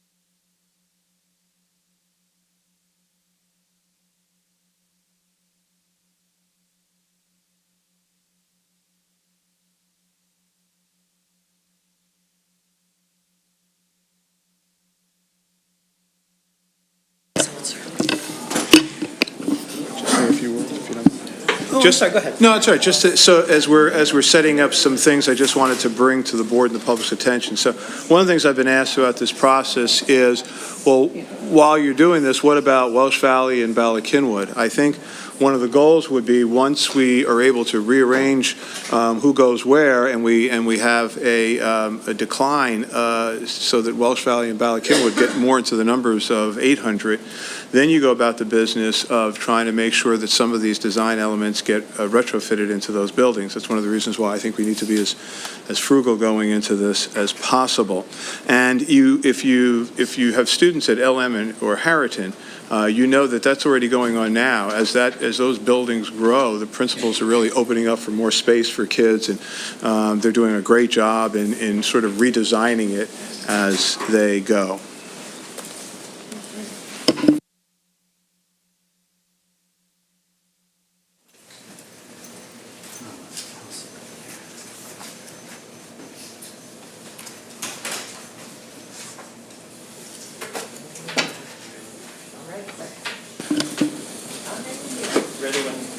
We're all set. You're up. Oh, I can do it in here? Because that's being taped, so you're going to move advance with the end button right here. Okay, thank you. Well, good evening. Good evening. And thank you. On behalf of Stantec and our team, it's been a long night, I'm sure, so we'll try to get through succinctly. My name is Luis Vildostigui. Sorry, my parents' fault. I'm a senior principal based here in Philadelphia, and I have the honor and the privilege, frankly, of representing our education practice. My career has been in education throughout. I started as a faculty member, an academic, eventually became practicing architect, 30 years of experience in higher education in K-12. Throughout that time, I've often asked myself, because the nature of the work, what makes a student want to go to school? It ends up being a similar answer for the one that we have, and that's kind of scary to think that we're like our kids or our kids are like us. With my kids, it's definitely true. But it's down to two things. It's the people, our colleagues and friends, the relationships we have and the ones we forge. And it's about finding fun, enjoyment, value, purpose, promise in the things we do, in what we strive to achieve. I think that is very similar to the mission and the goal for you tonight as a community and as a board. You're looking at us and you're trying to figure out, are these people we can work with, people we can partner with? Are these people likely to help us achieve the 5 pathways of our strategic plan? Will they help us transform education in Lower Merion? I'm confident, I'm hopeful that tonight you'll reach the same conclusion that I currently have. My role in the project is PIC, I'm principal in charge. What that means is my job is to align the extraordinary talent and resources we have with the evolving needs of the project. And they will evolve, no matter how much we can try to predict or anticipate, it always does change. That alignment is consistent with our fundamental principles and message. We believe that good design is a conversation. And so my job, in essence, is to try to enable and promote as robust a conversation as possible so that we get to the achievement point that we desire. So to start that conversation, introduction, who are we? Who is Stantec? Despite our size, we're one of the largest firms in Philadelphia. You probably aren't familiar with who we are, and I understand that. But we are significant players. We are a national, international firm, but we're local too. We have 140 people in our Philadelphia office, 100 of which are architects, engineers, and interior designers, and about 24 who are dedicated education specialists. We've been around since 1985 in Philadelphia. We've done work with most of the major institutions in our area, including the Philadelphia School District, for whom we are currently doing a very complicated project, bringing 2 distinctly different school communities together in one high school. We're working to develop the new main library at Temple University, to bring in the age of higher education research and collaboration.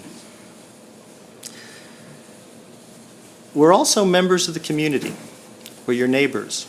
We have some people in the audience earlier who were part of our team, part of our firm. So we're personally invested in the results of achievement in this district because they affect our kids and our community. Lower Merion is, admittedly, a remarkable community.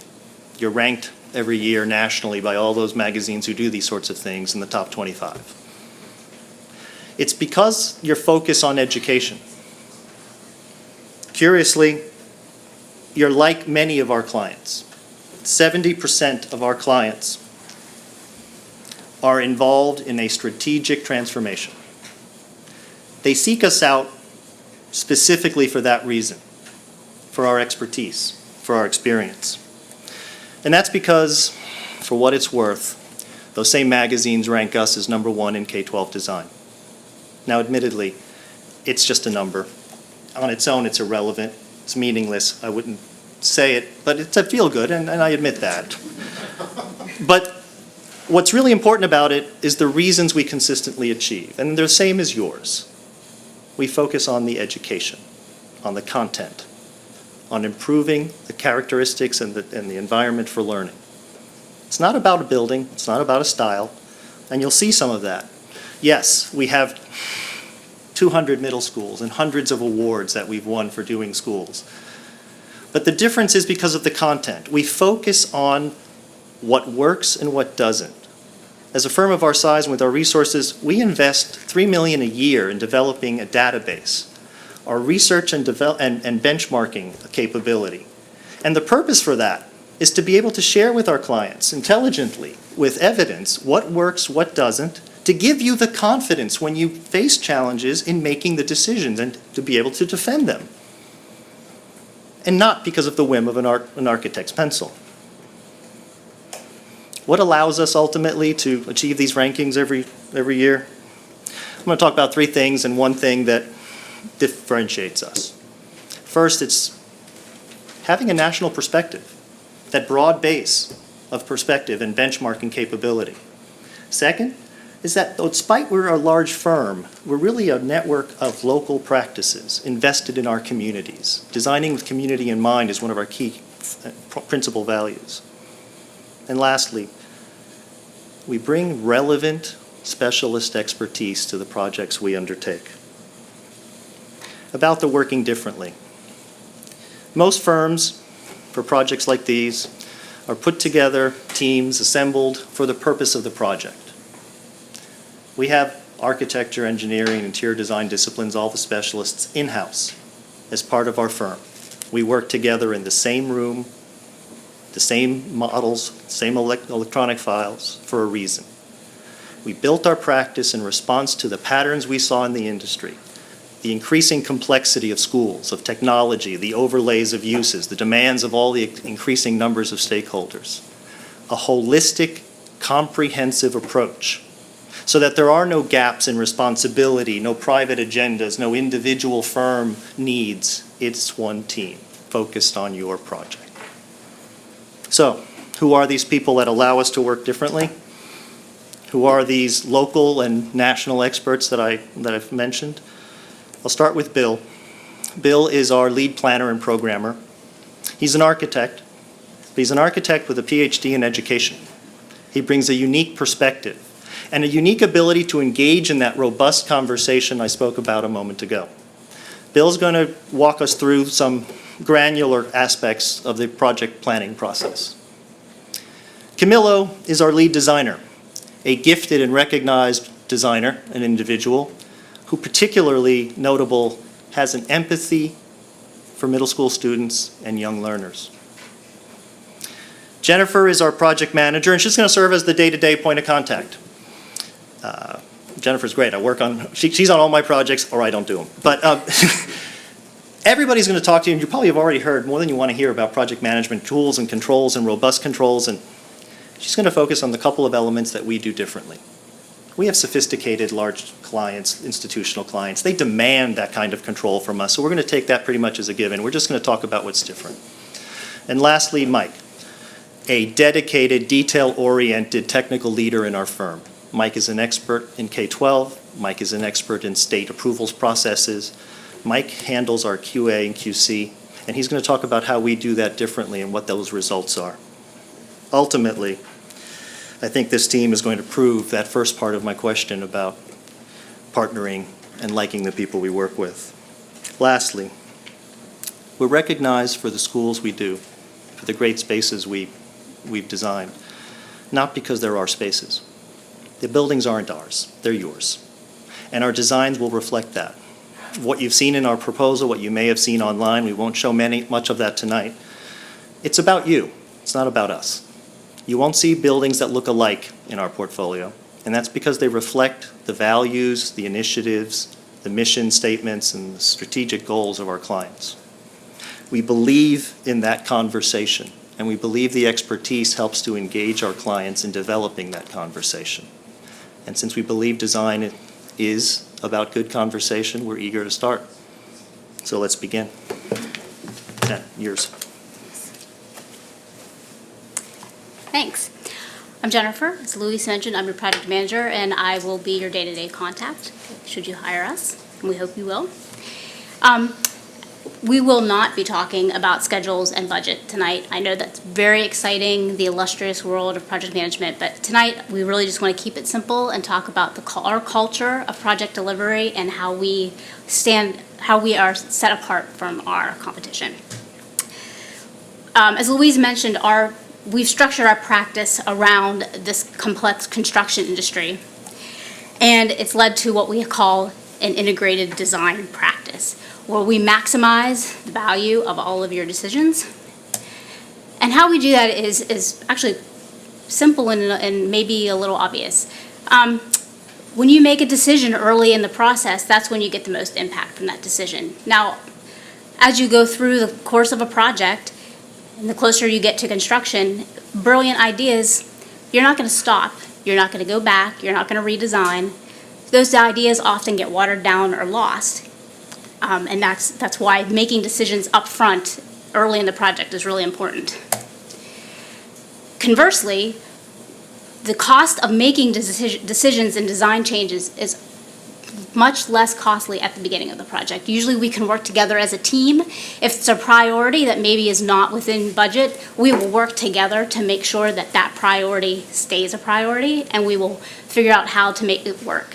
When you get to the end of the project and you're making decisions, that's when the costs go up. That's when you start seeing change orders. In a traditional project model, a traditional design process, it's really a layered process. We come in, you do your programming, you do your schematic design, you get into design development, you have a plan. Then you engage your engineers, your interior designers, you get into construction documents, and the next thing you know, your systems cost way more than you expected them to cost. They take up way more space than you expected them to. And suddenly you start cutting out program to afford building systems. And quite frankly, that's not really the best way to design a project. So we're different. Our process is really about early engagement with everybody.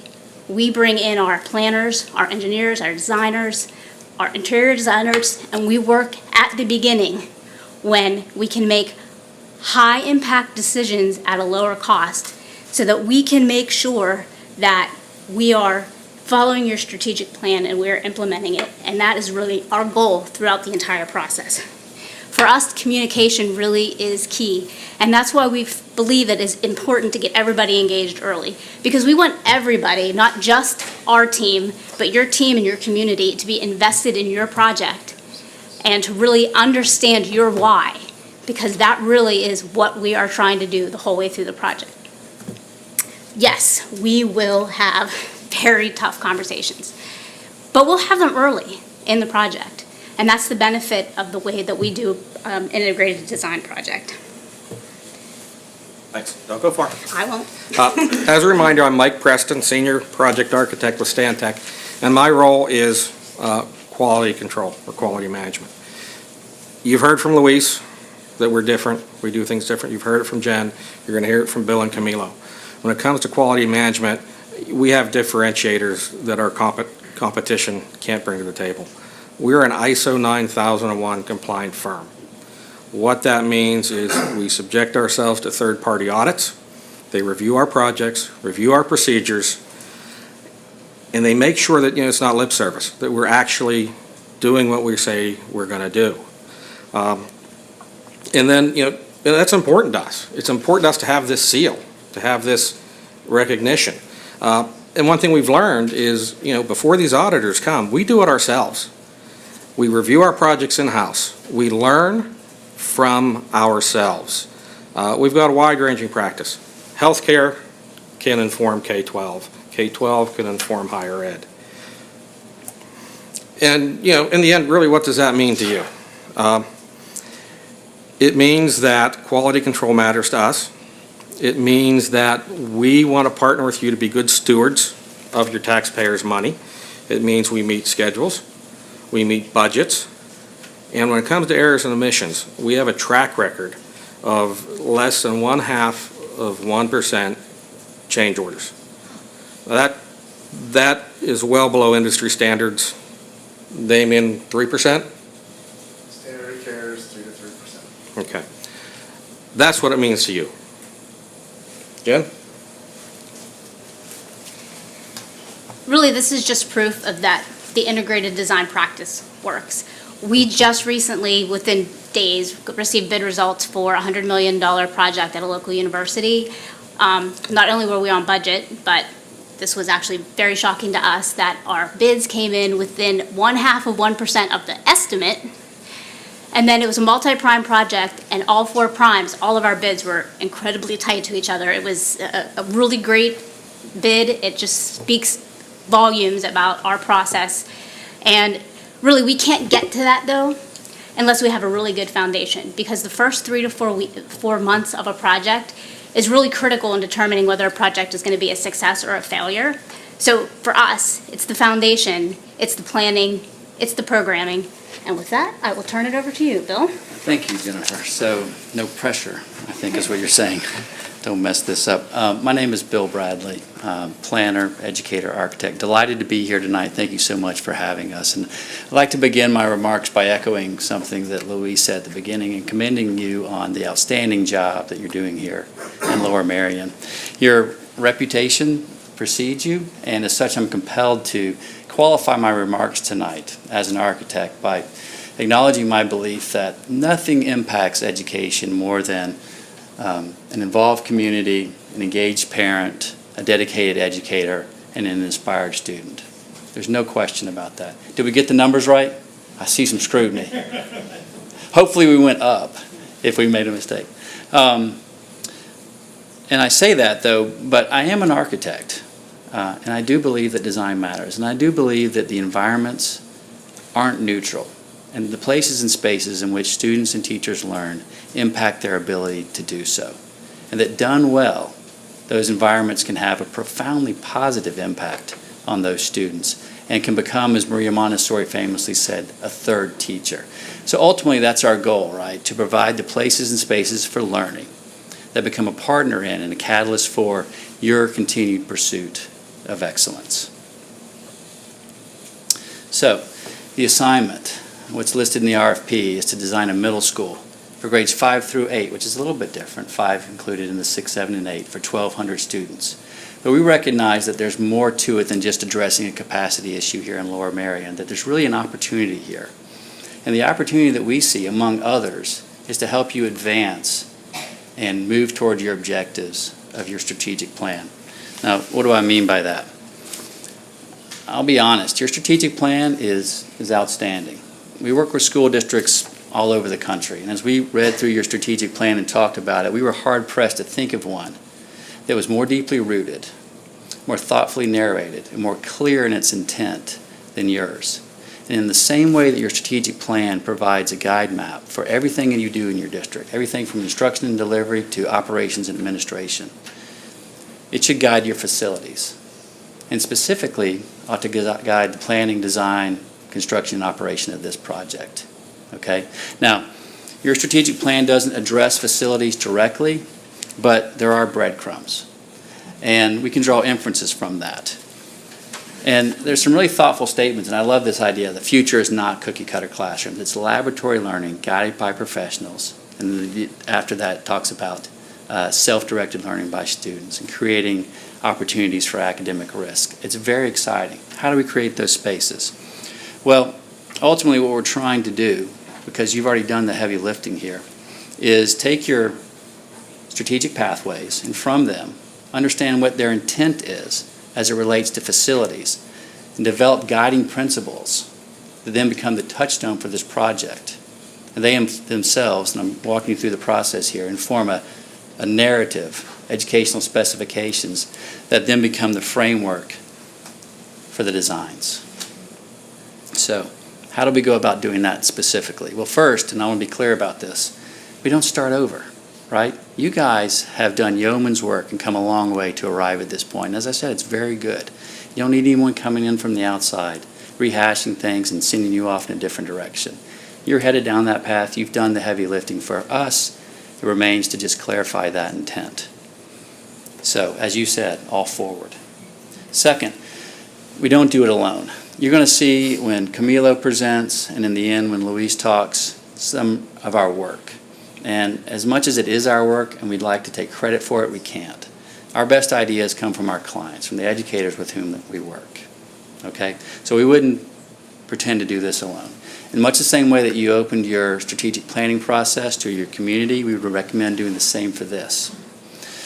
And so, we would defer to you to determine who those key stakeholders would be that would be involved. But if you were to put me on the spot tonight and ask me, I would say it would be representatives from your board and appropriations body. It would be members of your community who have a finger on the pulse. It would certainly be building level and central office leadership. It would be teachers, your facilities folks, staff, parents, alumni, and it might even include kids, students, because they have a perspective. And we're working with the students in Philadelphia, and it's really powerful right now. Assemble these folks, not as a steering committee to come in and just sort of one way give us our ideas, but as project advocates who are charged with sharing their ideas, but also facing outward back to the community to advocate on behalf of the project and to take the conversations back to the community. So within this project advocates group, then we would have a smaller executive committee. Typically, it's comprised of the superintendent, Mr. Copeland, and other key accountable decision makers who would work very closely with us on the day-to-day monitoring the process, make decisions, and ultimately have the last call. So second, not alone, with you. Third, we'd be very intentional about the planning process. We would have a plan. On our first day, on our first meeting, we would sit down with you and we would identify the objectives of the planning process. We would talk about and identify who those key stakeholders would be that I just mentioned. We would introduce to you different tools that we've used in the past to arrive at the objectives, and we would decide which one of those might be appropriate here. And then we would sit down and map out the meeting milestones and develop an agenda that would carry us from point A to point C in a very logical way. Again, this is something we would develop together, but if you were to ask me tonight, I would recommend that the Project Advocates Group meet regularly, twice monthly, so that we could convene around the idea of learning environments within the context of your strategic plan, okay? And I would recommend a process very similar to the one that we used on a middle school in Virginia, Frederick County Middle School, with which you might be familiar, where we had a Project Advocates Group. We began the process by diverging, by opening ourselves up to possibilities and exploring the latest literature and best practices around education and educational design. We studied the research, and that's something we would do. And Luis, I think you mentioned the research and benchmarking that Stantec is committed to. We would bring our own primary research, but also the research that's being done by field researchers. We would talk about different innovations that might be applicable. Of course, we would begin with your curriculum, and then we would identify those things we want to look at. We would go out and we would do site visits. We would look at those places, give you the opportunity to see in practice those things that we've just talked about in theory, and ask questions of the educators who work with these innovations. Do they work or don't they? Do they really keep the promise? It's what we call conversation accelerators. I think you called them learning journeys, and I really like that term. And so we would diverge, be open to possibilities, and then ultimately converge around, as I said before, these guiding principles. The guiding principles inform this narrative that in turn informs the conceptual design. So at the same time this is happening with the Project Advocates Group, there would be a parallel investigation of the site. Camila's going to talk a little bit about some of our initial impressions. This would be a very technical investigation of the site. We'd also start drawing with the Project Advocates Group and thinking about those things. And in so doing, we probably would introduce some of our educational space types. These for us are 21st century kinds of spaces, very different from the cookie cutter classrooms that you referenced or wanted to steer away from in your strategic plan. These spaces acknowledge one of the things that you referenced, and that is that it's not a one-size-fits-all approach to education anymore. We're recognizing that students are different, they have different needs, and they're very complex. The learning that we expect for them, the academic risk that we're encouraging them to take, happens in different places. Differentiated instruction in different places. These space types begin to address that. The final deliverable of this process might be something similar to what we provide in Frederick County that documents the process, enumerates the guiding principles, list a very specific narrative of educational specifications, and ultimately arrives at conceptual designs. And we provided one of those for you in our proposal. So that's how we propose to go about planning your school with you and your stakeholders. From the inside out, leveraging your curriculum and your strategic plan is the impetus for our design. Developing guiding principles and creating a framework to guide the planning, design, construction, and operations. Circling back to where I started, ultimately this whole thing is to deliver facilities that are excellent, that continue your drive towards excellence here in Lower Merion. Thank you. My name is Camilo. I would like to quickly review some of the site studies in the proposal, and we'll do this quickly, both to show how middle school learning might happen on your site, and we think there's some opportunities, but also just the way we communicate and the tools we use in the conceptual design process. So we visited the site. We think that the changes in levels is a great opportunity to support programs in different ways, and more on that as I share some of the studies. Certainly there's opportunities to connect to roads, to circulate separation and perhaps minimize traffic on Montgomery Boulevard. And there's an idea about maintaining open space, especially within the density of this neighborhood, and being good neighbors. So the studies are two different ideas about middle school learning. Study one is an idea about small learning communities separated by grade level houses. You'll see on the left these blue houses with the 5th grade here shown near the main entrance, and then exploratories on the other side of the building on the uphill side of the slope. So exploratories like gym, connecting to the fields, for instance, and the houses connecting to other outdoor learning opportunities. Study two, a very different spatial proposal. This says maybe there are small learning communities oriented in a linear fashion around of shared learning commons with maybe the 5th and 6th grades on the lower floor, 7th and 8th graders upstairs. This proposal says, what if the building were on top of the hill and perhaps some of the exploratories and other program elements are nestled down into the lower slope of the hill.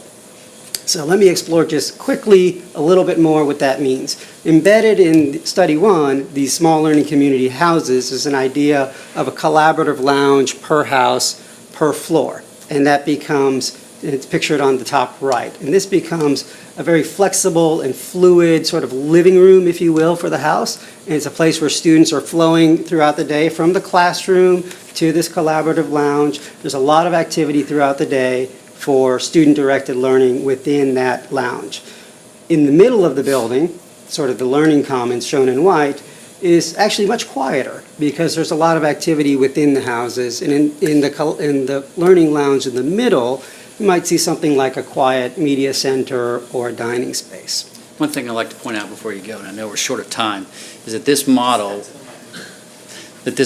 with its 1 by 12, 1,200 students, you have 100 students in each one of 12 houses, is very consistent with the middle school model, this idea of nurturing a cohort of students with 4 core teachers, 5 core teachers responsible for a group of students, and you can see that play out. 1 times 12 is 1,200.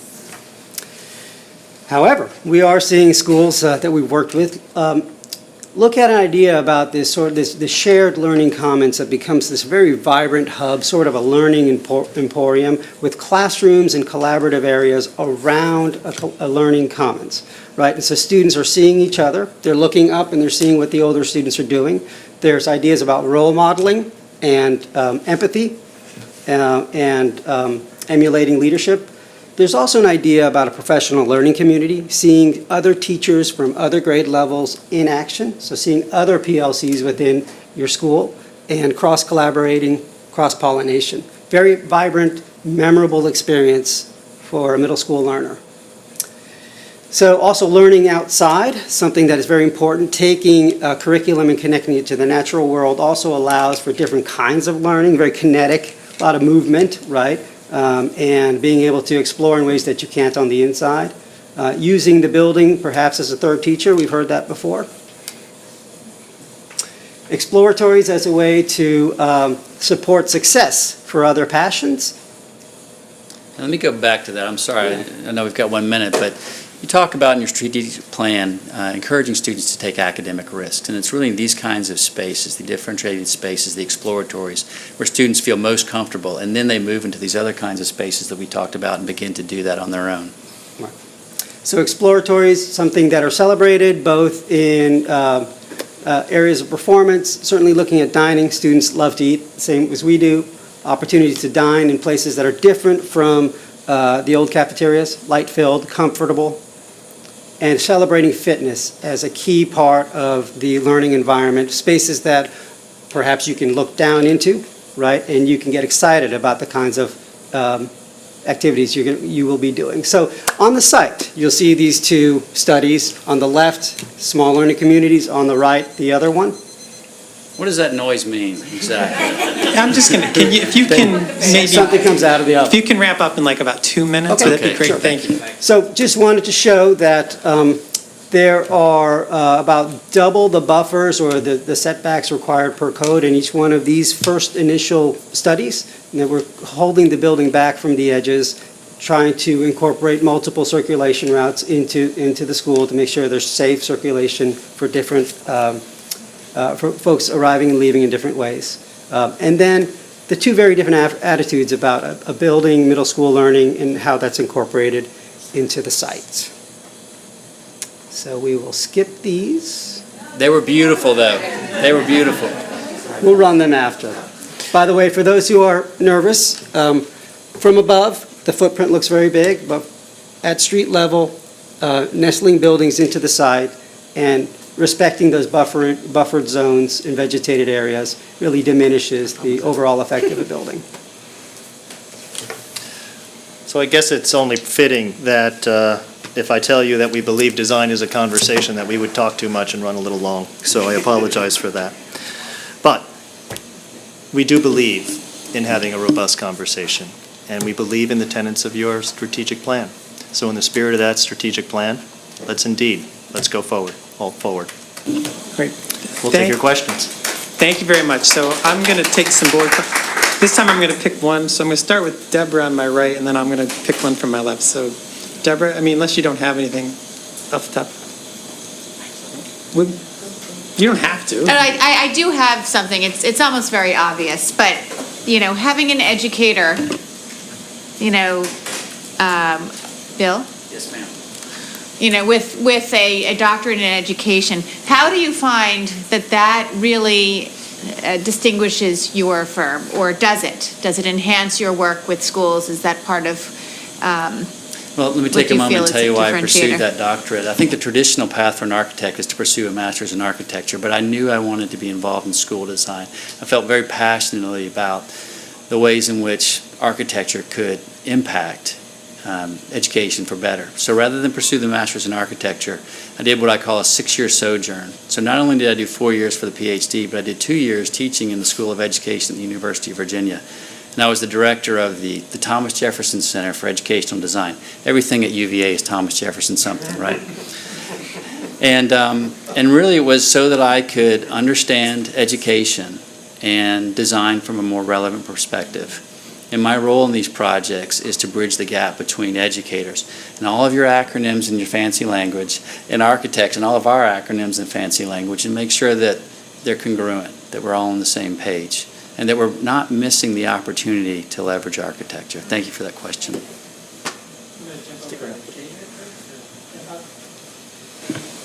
Well, I just want to say, I don't have any questions, but I thought it was a very thorough presentation, and I appreciate you coming to us. Well, thank you.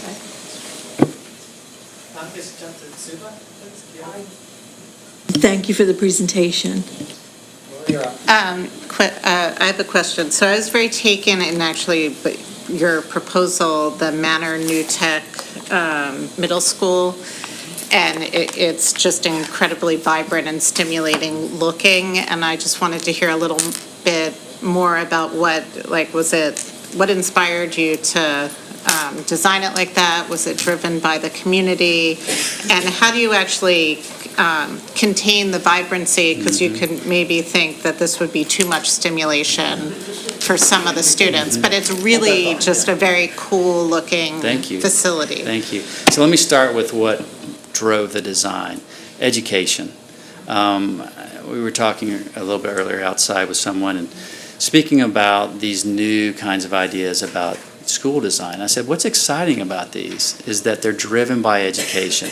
And so as education recognizes that it's not a one-size-fits-all approach anymore, stand and deliver, cells and bells, recognizing students as individuals, understanding their different kinds of learning preferences, and recognizing that different learning activities require different learning spaces.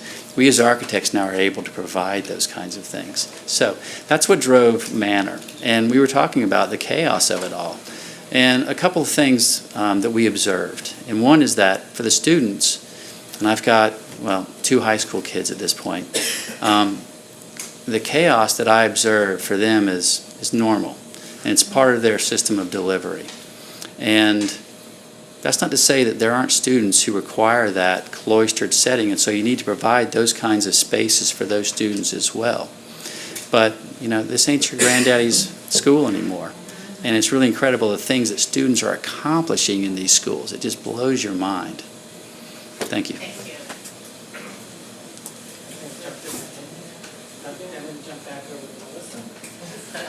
Talk about chaotic. I can't actually handle it. That's okay. I managed it. So, thank you very much for the presentation. First of all, there was a point where you were showing some of the site where we had to rush through and everybody, including us, wanted to see it. So could you actually put that up while I'm talking? So We will try. if you could find it. That's the second one. Yeah. I guess, because one of the things I wanted to ask you was, what do you see as sort of the biggest challenge, given what we've said we're interested in our strategic plan and the site? Sort of what do you see as the kind of biggest challenge too? So I don't see a challenge between the pathways outlined in the strategic plan and the physical nature of the site. Certainly working with a site that is got topography and terrain change means that we need to use it in a smart way. We need to understand work integrated in an integrated fashion with our civil engineers to understand cut and fill and make sure that we're using the resources on that site. But I don't think that there's an issue with the site with regards to the strategic plan. Site is really more a question of constructability. Okay. And understanding how to use your construction dollars wisely, Okay. if that answers your question. Yeah, thank you. In the end, we also found that the change in elevation and section may help us to make distinct neighborhoods for the different grade levels and begin to create communities for 5th versus 8th. Thank you.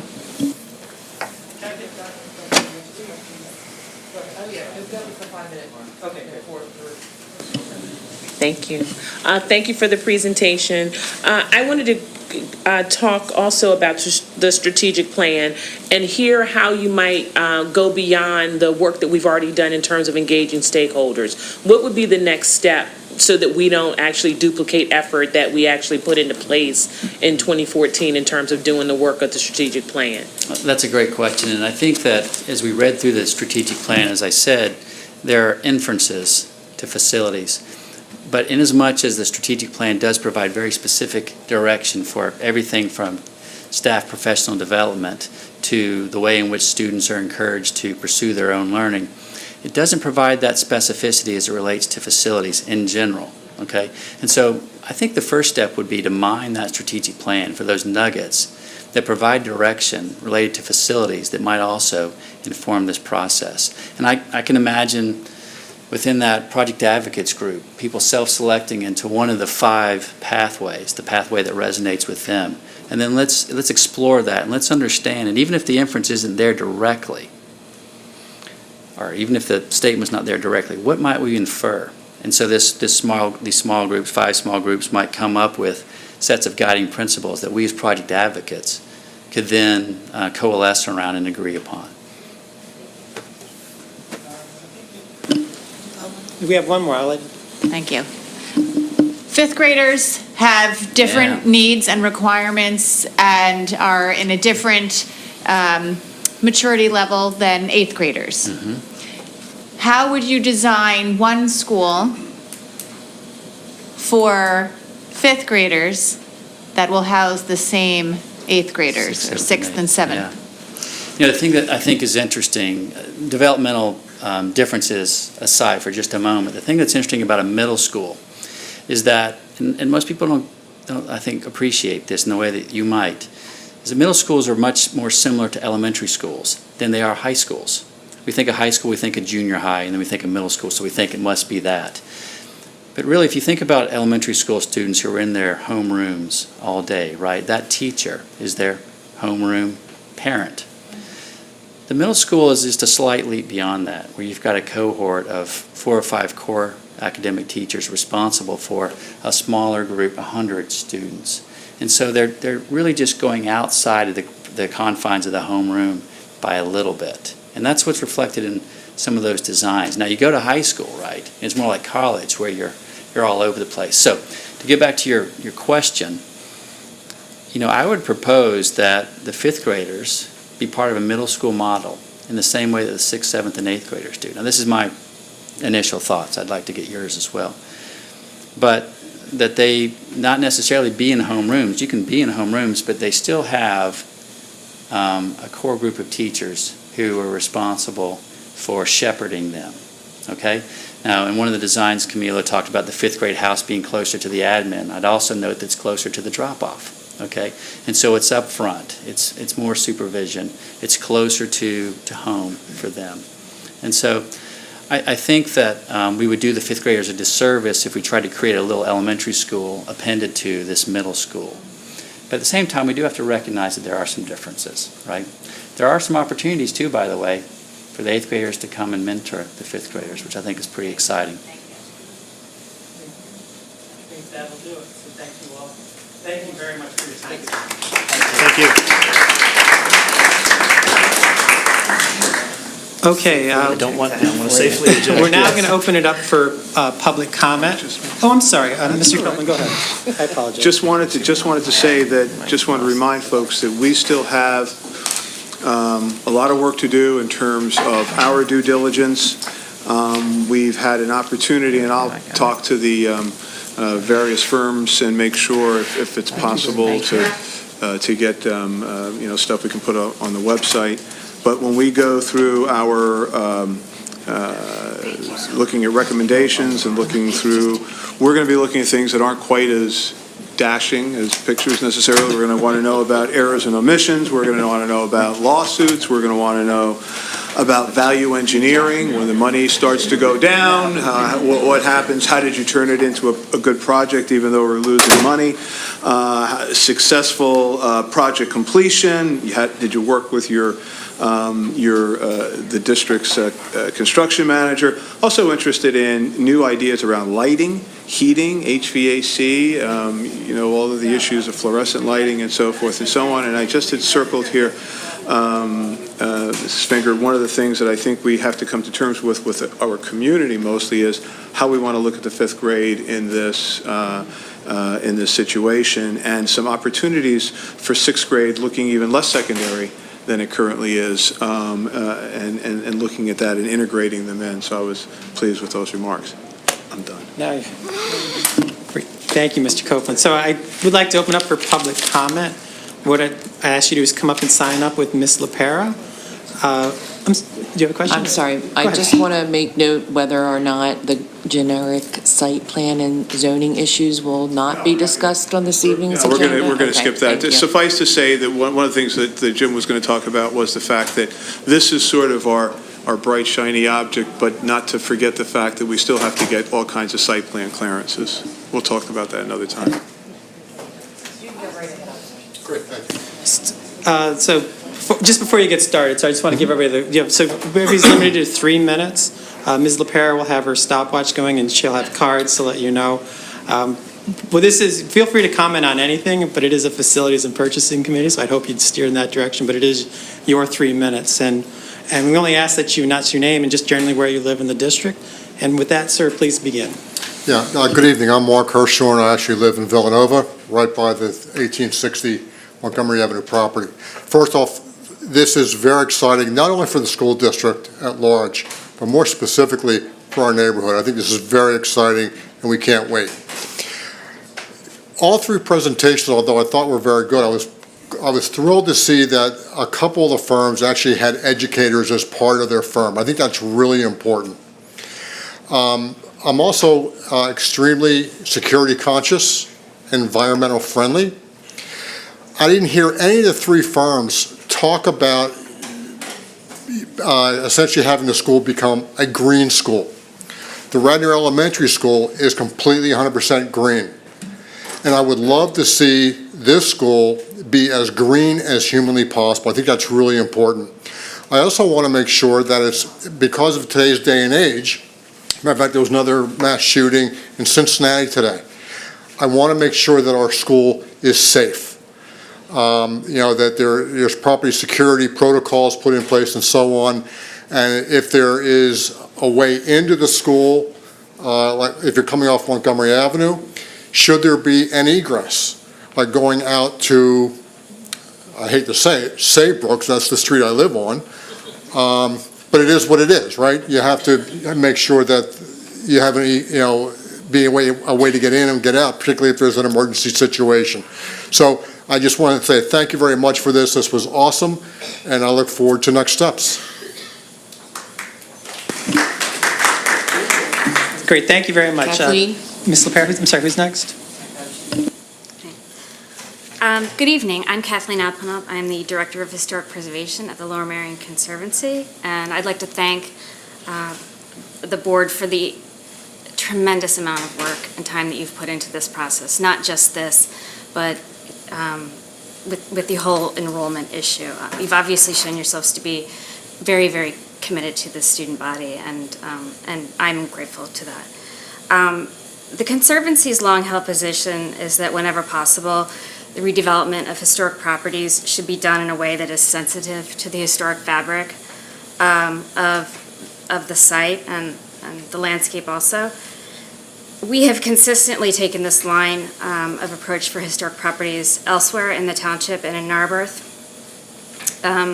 Properties that are transitioning out of their current uses, including a bunch of churches in Narberth and Lower Merion, St. Charles Borromeo. We don't know what's going to happen there, but we would advocate for a sensitive use of it, whatever it is. The Knox Farm, Barnes Foundation, and others. And on Claremont, our position is really no different.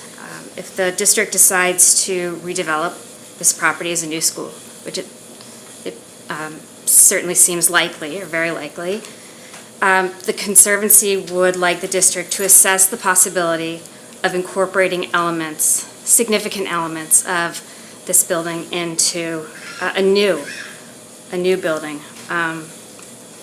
In the face of development challenges all over, we've seen that architects and engineers have been able to utilize this strategy, which we would call adaptive reuse, to maintain meaningful components of an historic building, while also allowing them to create a building that meets current needs.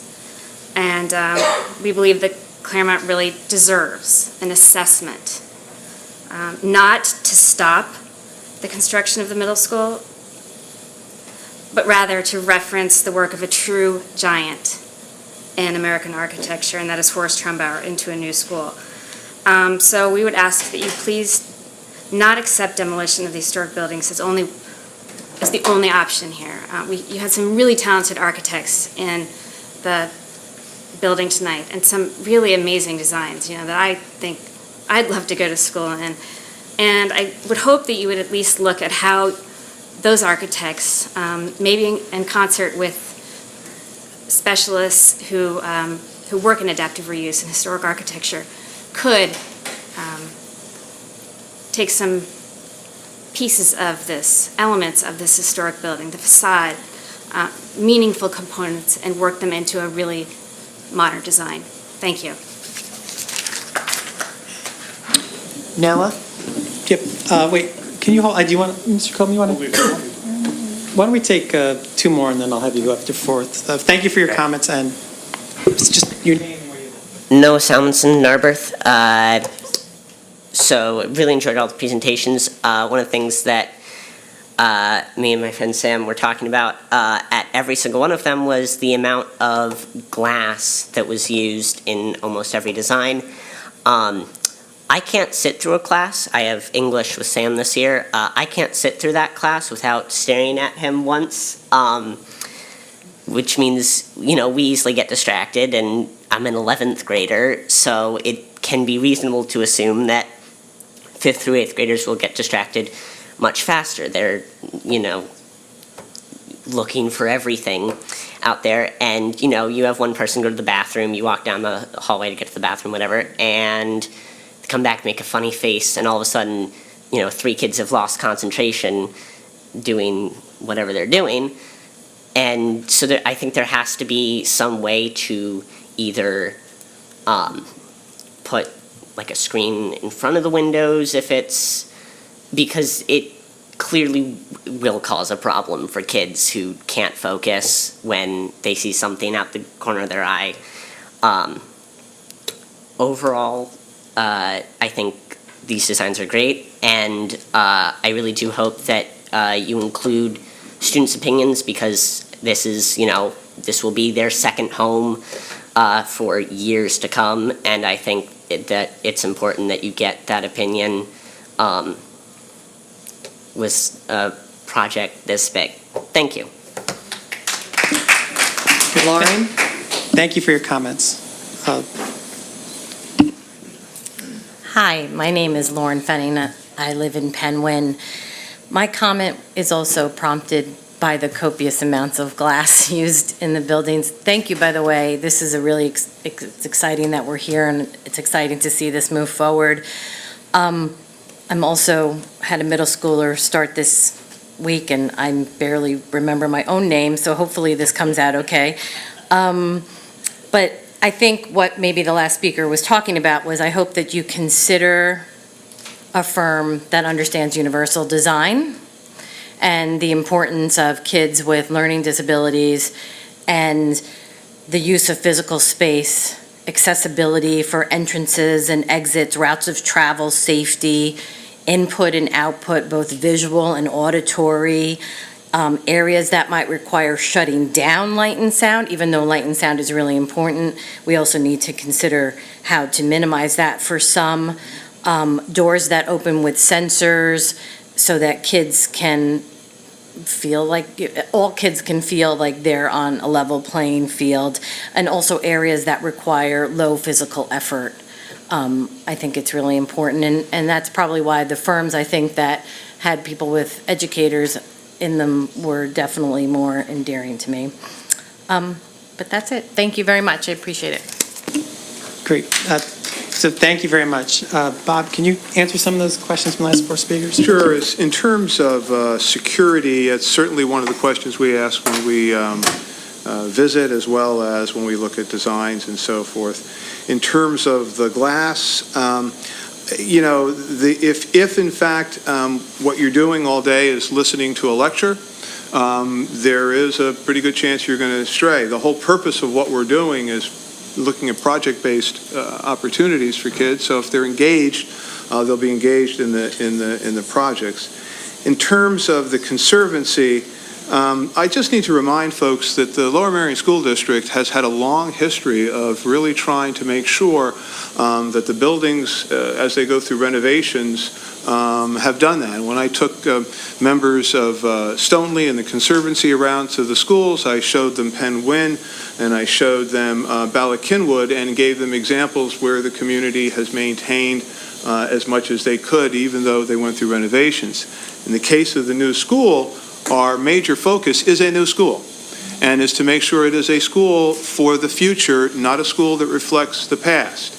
Having said that, we've said a number of times to representatives of the township, once we have an architect, we'll take a look at what might be salvaged or what might be used in the current situation in the new, if it's feasible.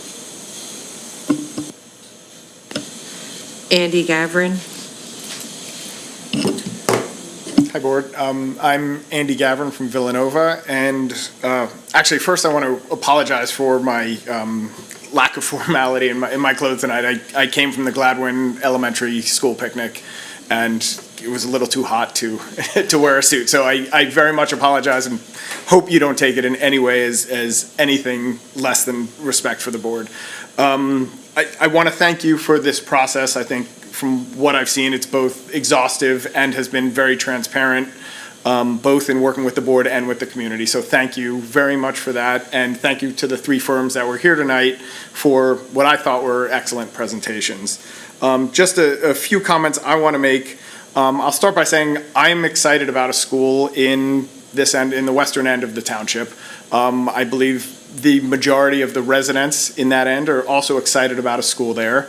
But it's not universal. There are certainly, and obviously, nothing's universal and nothing's 100%. There are a lot of people who are concerned with traffic, with noise, with land use, with what this will mean to their house and their neighborhood.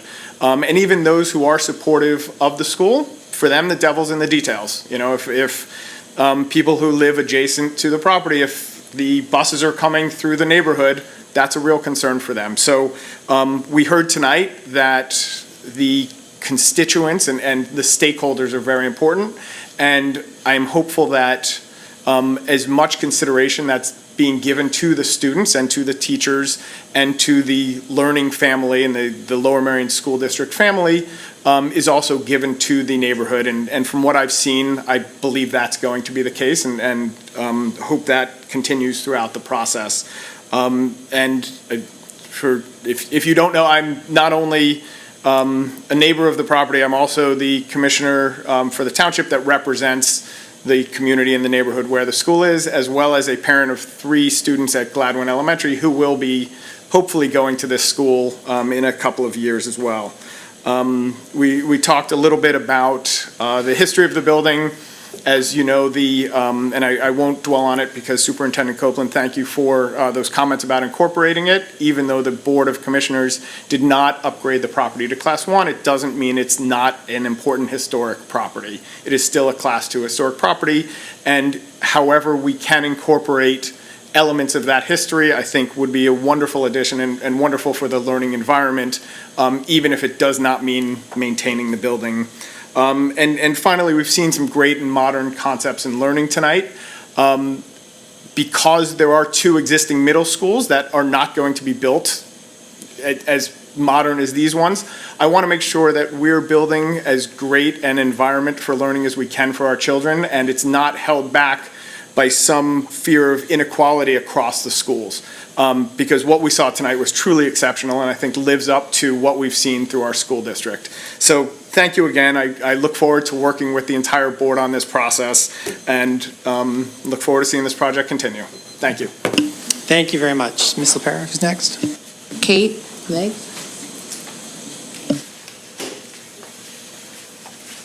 Hi, I'm Kate Legg. I'm from Wynwood. I'll keep this pretty short. Thank you for tonight. This was wonderful. It was really informative. Before, at the bus stop this morning, I was talking to one of my neighbors who is an IT consultant for K through 12 schools. He mentioned one thing that was not discussed tonight. I didn't expect it to be, but he was saying that when he works with architecture firms, they never want to hear from him about how to best set up the building to minimize the costs that the IT person is going to come in, and when they set up security cameras, what the hallway looks like, how to do the wiring, and all of that then adds on additional costs when you get to that point of the building process. The security cameras in particular, he was talking about like hallways where all of a sudden there's a wall that juts out that makes it so it's not a continuous view. And that the architects always try to push them off to the side. So I just wanted to raise that as an issue to raise with the architects in the future. But thank you, this was great. Thank you. Patrick McGranigan. Good evening, I'm Patrick McGranigan. I live in Villanova. I'm an architect with 30 years of experience as well, and I'm an abutting neighbor to this parcel. Just wanted to say just a couple of quick comments. One is that it is concerning to me that we're not taking in such a long meeting the 10 minutes that were identified to express and to explain site issues and also the possible need for zoning variances and other zoning issues. I think that's an important context for a meeting like this.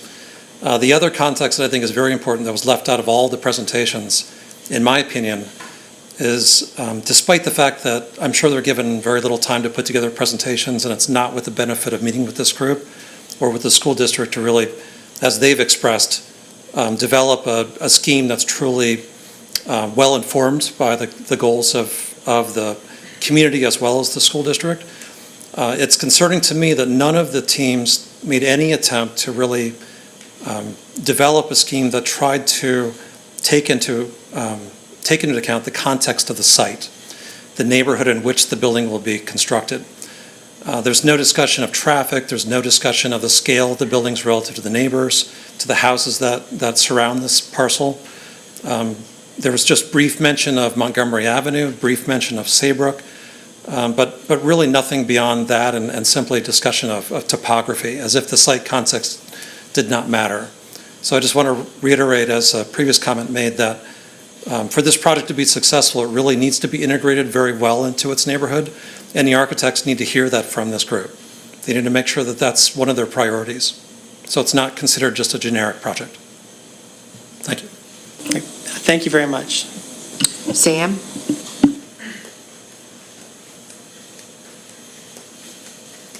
Sam Catania, Havford.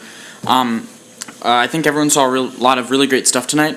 First of all, I'd just like to clarify that Noah's the one doing the distracting, not me. But now that that's out of the way, I think a lot of people, both in the public and with the architecture groups, described the need to incorporate a lot of stakeholders into the design process, and I think the first way that starts is with getting these plans available online, these PowerPoints, if that's possible, online as soon as possible so that everyone can see them. I know there's a lot of people that weren't here tonight that are really interested in that too, and you know, the pictures I have on my phone are only going to go so far, so if we can get that stuff up and available as soon as possible, that would be fantastic. That's all I have. Great. Thank you very much. Ms. LaPera, how many more do we have on the list? We have one left, and it's Tanya. I'll take her and then we'll. Thank you. Hello. Hi. And hope you all had a great summer. Thank you so much. This is just so exciting to see. Oh, hi. I'm Tanya Schreiber. I'm from Penguin. And as I looked at the drawings tonight, it really is amazing and exciting to see kind of the possibilities that everything that you envisioned for a school, it's so close to fitting. And the first group of architects made, I thought, a really astute point, which is that when there's a constraint of space, and we're looking at the constraint of space, that there's a possibility that buying more space, it might be an equal amount of money or less to build a parking lot or build parking underneath the building as compared to the expense of any of the other ways that we would get acres. So if there was, it seems like some of the properties that are under consideration, half of it would be parking and half would be play space. It would be fields. And so having off-site fields would require also busing and the maintenance of it, of the bus as well as the parking lot. So if there's an opportunity, I guess instead of saying, well, we could buy 7 acres somewhere else or acquire eminent domain 7 acres somewhere else, it's equivalent to if we were to get a couple of extra acres out of the 1860 lot by somehow figuring out a more creative way of handling the parking issue. The fact that it would be covered parking would just be a bonus, I think, that both the teachers and the students would appreciate. But if that cost of a parking structure is equal to or less than the cost of the acquisition or legal fees of acquiring another property, I would hope those two would be balanced against each other. Thank you. Thank you very much. Ms. LaPera, are we? Okay, so I'm going to close public comment. Mr. Copeland, you comment on those last 4 or 5 speakers, please? Sure. In terms of comparability, and we've had some of those discussions, and I mentioned this earlier. I'm not sure if Mr. Gavin was here at the time. If the project comes about, it's going to drastically reduce the number of kids who are currently in Welsh Valley and Ballackinwood. That would give us the opportunity to look at those schools and to say, how could we make some design changes in those schools that would equal or at least be comparable to the design changes that we built into the new school. Of course, that's going to take money, and that's why I'm saying that we need to be cost-effective in the new construction, because we're going to have to still do some construction, or at least some renovations there. I also don't want to lose sight of the fact that we still have expansion plans for Harriton High School, so there's plenty of things that we need to do to spend money on. In terms of the site, this was an evening where we wanted to display the three architects that are under consideration, but we've long been having conversations about the site, the traffic, and the situations that are surrounding that site on 1860. So this is not by any means, we've done traffic studies, we'll continue to look at the site in terms of egress. Everybody's well aware of that situation going forward, so. That's it. Great. Well, thank you all very much. There will be yet another Facilities and Purchasing Committee meeting on Thursday, September 20th. And I'm sorry, Mr. Perry? Yes, may I please say one thing? We just received, I was putting the flash drives into the computer tonight, so they will be posted to our website, but I will do that first thing in the morning. Thank you, Ms. LaPera. And now with that, we are adjourned.